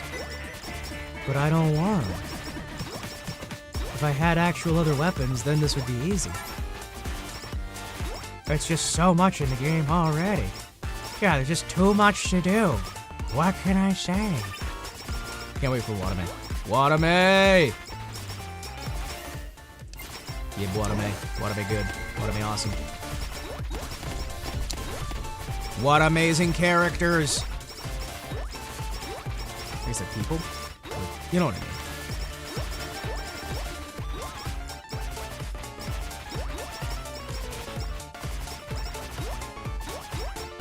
I wonder if that Super Sake would make her shots continue randomly hitting all directions, because that Super Sake might make that just incredible. She would totally be a heal character. Sorry, I got pulled into another server. Apparently there's a new Discord scam going around. Ooh, what is it? What is it? What's the scam? I must know. Did you fall for the Discord scam? Have you succeeded?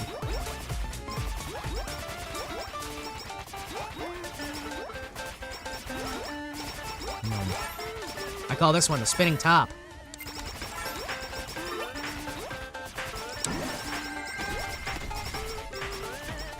Took screenshots. Too lazy to type it all. Send them in Discord. Oh yeah. Remember that thing where there was the scam? Where the scam was to tell people there was a scam?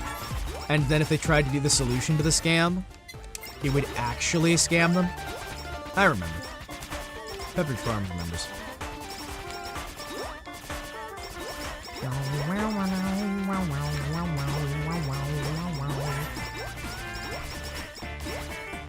These guys are pain ass when you're on a character with slow weapons.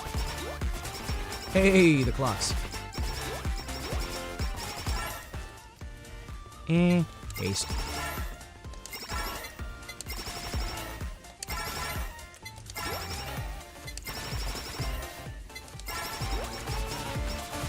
Well, that's a little bit faster in general.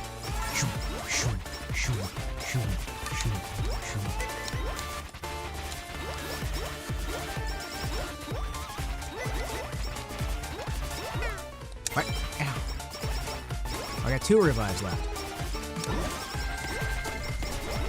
All because my dumbass was trying to sit there and be pretty.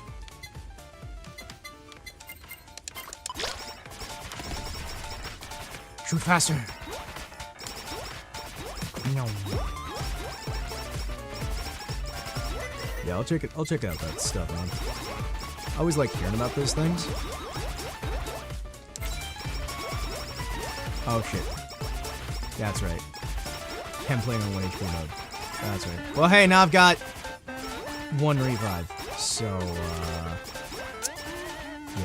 maybe not the best idea.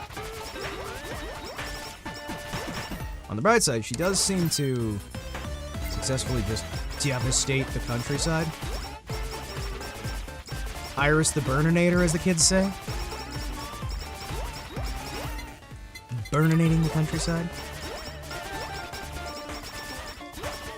Oh yeah, that's nice. As soon as I get a chance, I'll check that out real quick. And we can talk about it. Discord scams. There's been many over the years. One of the classic ones is just getting, like, the fake invite servers, where they invite piles of people so they can steal their accounts and their info. Those ones are fun. Or they can try to, like, bribe people. Those are always, or blackmail people. Those ones are always fun. From.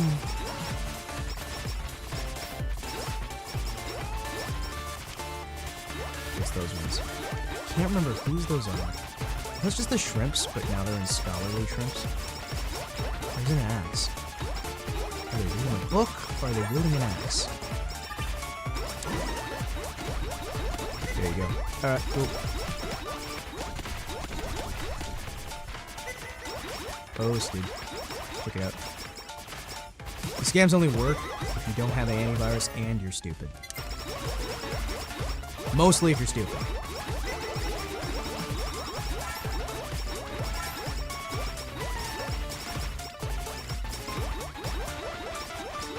Remember, most scams are designed around the idea that people are dumb.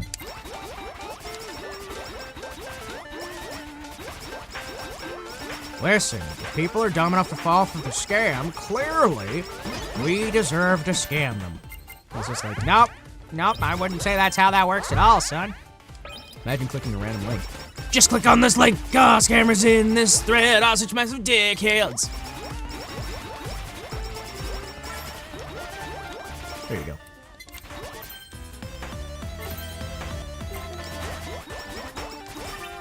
Click here for your news.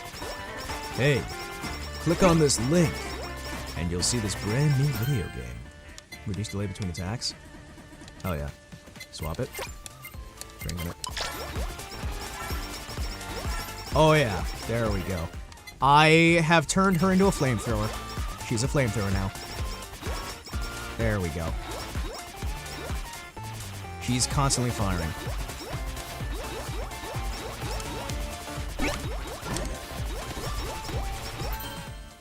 That is actually hilarious. The virus is named Trojan. Trojan. Like the prophylactic. Oh, hey, there's an Ugly Bagster announcement. What? Oh, shit. Ugly Bagster's live in 5 minutes. Hey, guys. So, I am actually going to...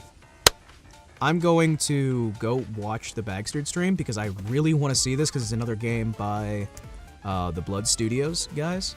The New Blood Studios. So, I'd like... I'll send you guys a massive wall of links as soon as he goes live, and then you can go in and you can just say, hi.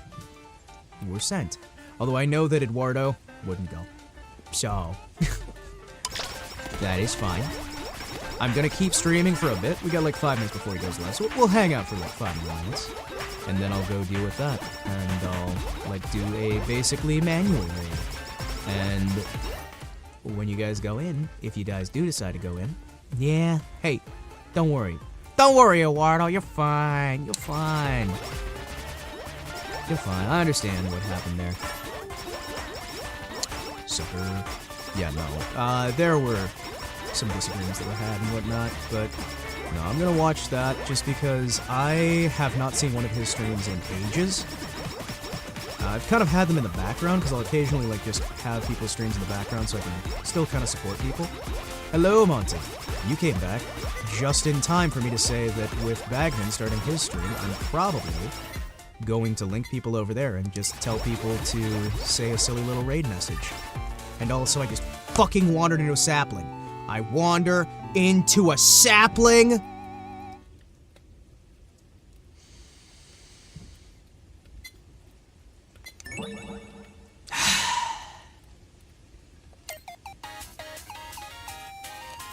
I'm gonna play just once with the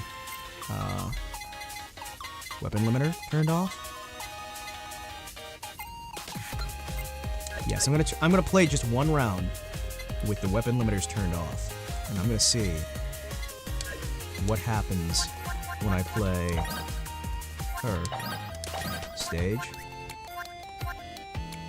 Halloween Castle 3. Politics, something about guns. Something about Spain? Spanish? Wrong on all counts, actually. Wrong on all counts.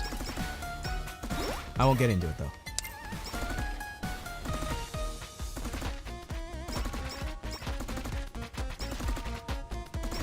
Eduardo is good boy.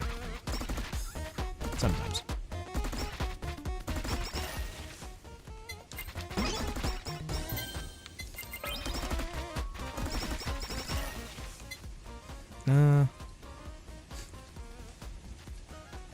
Sure, let's just do hilarious things like that. If I just randomly pick whatever, every time I see a new weapon, I'll just pick it. I'll just grab all the weapons randomly. If there's ever a weapon, I'll snag it. And then we'll just suddenly have all the weapons.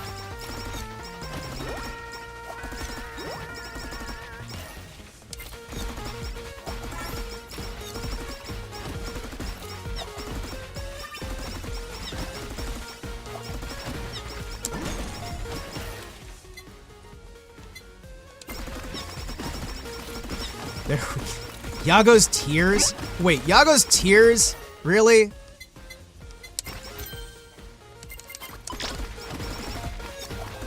Limited 5, though. Because it could be too big. Damn it! Well, I failed. Also, yeah, the weapons suck. Just different... Yeah, it was differences in opinions, yeah. That's basically what the situation was. It was a series of differences in opinions that just were unreconcilable. Oh. Though Eduardo is good folk. Eduardo's good folk.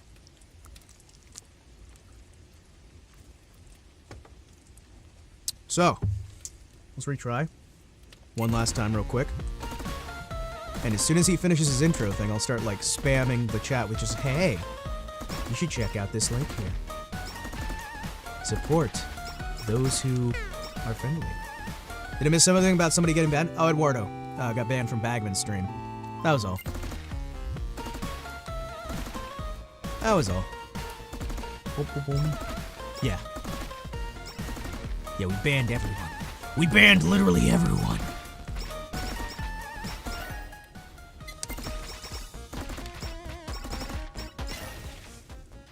Keep preying on my downfall.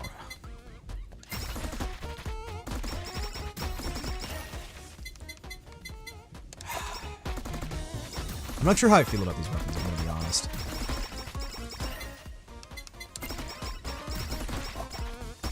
I mean, I like the designs. They're pretty. I feel like the game's harder with the other weapons, which is weird.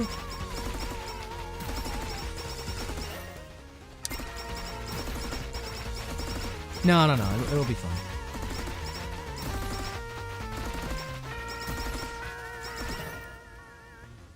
Weapons are made to be useful later game. Oh, okay. Gotcha.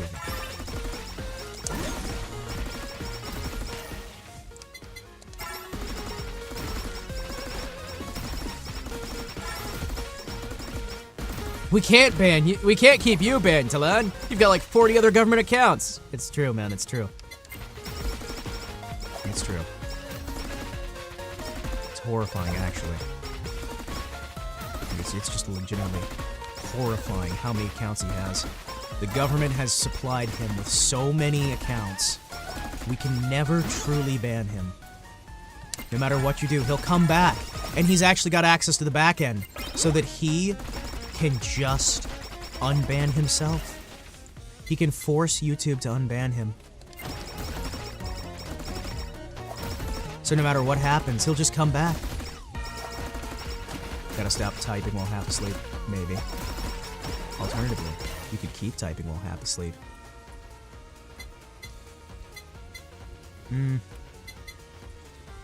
Psycho Axe. Psycho Axe! There we go. Now I can stop paying attention to any weapons. Thanks.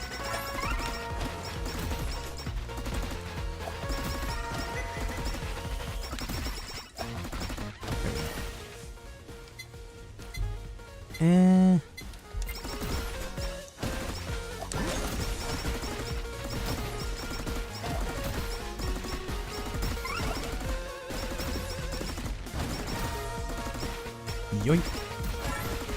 Sugar Crash and pretzels, no! Yeah, just type with the awake half. Exactly. Listen, you don't need to type with the asleep half, just type with the awake half. It'll be fine.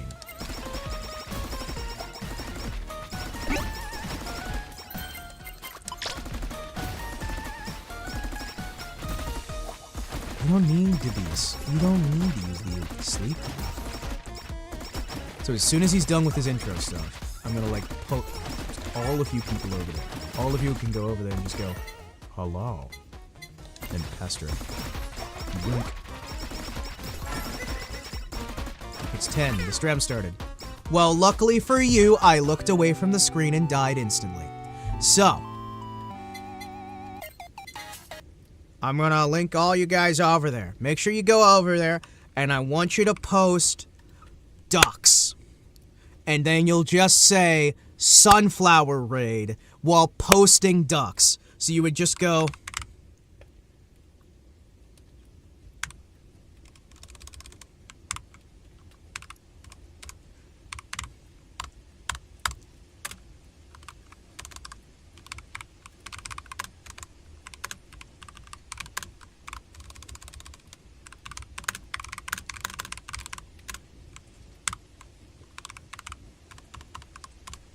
So you would send that. And then, as soon as you see him respond with, like, who are you from or anything else,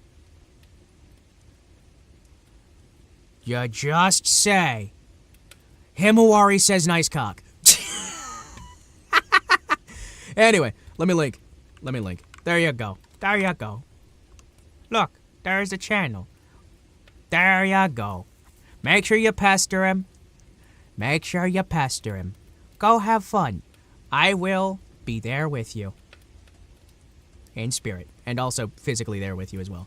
So, I can't actually set up the raid manually, so you just have to click the link. Trust me, click the link. Just click on the link.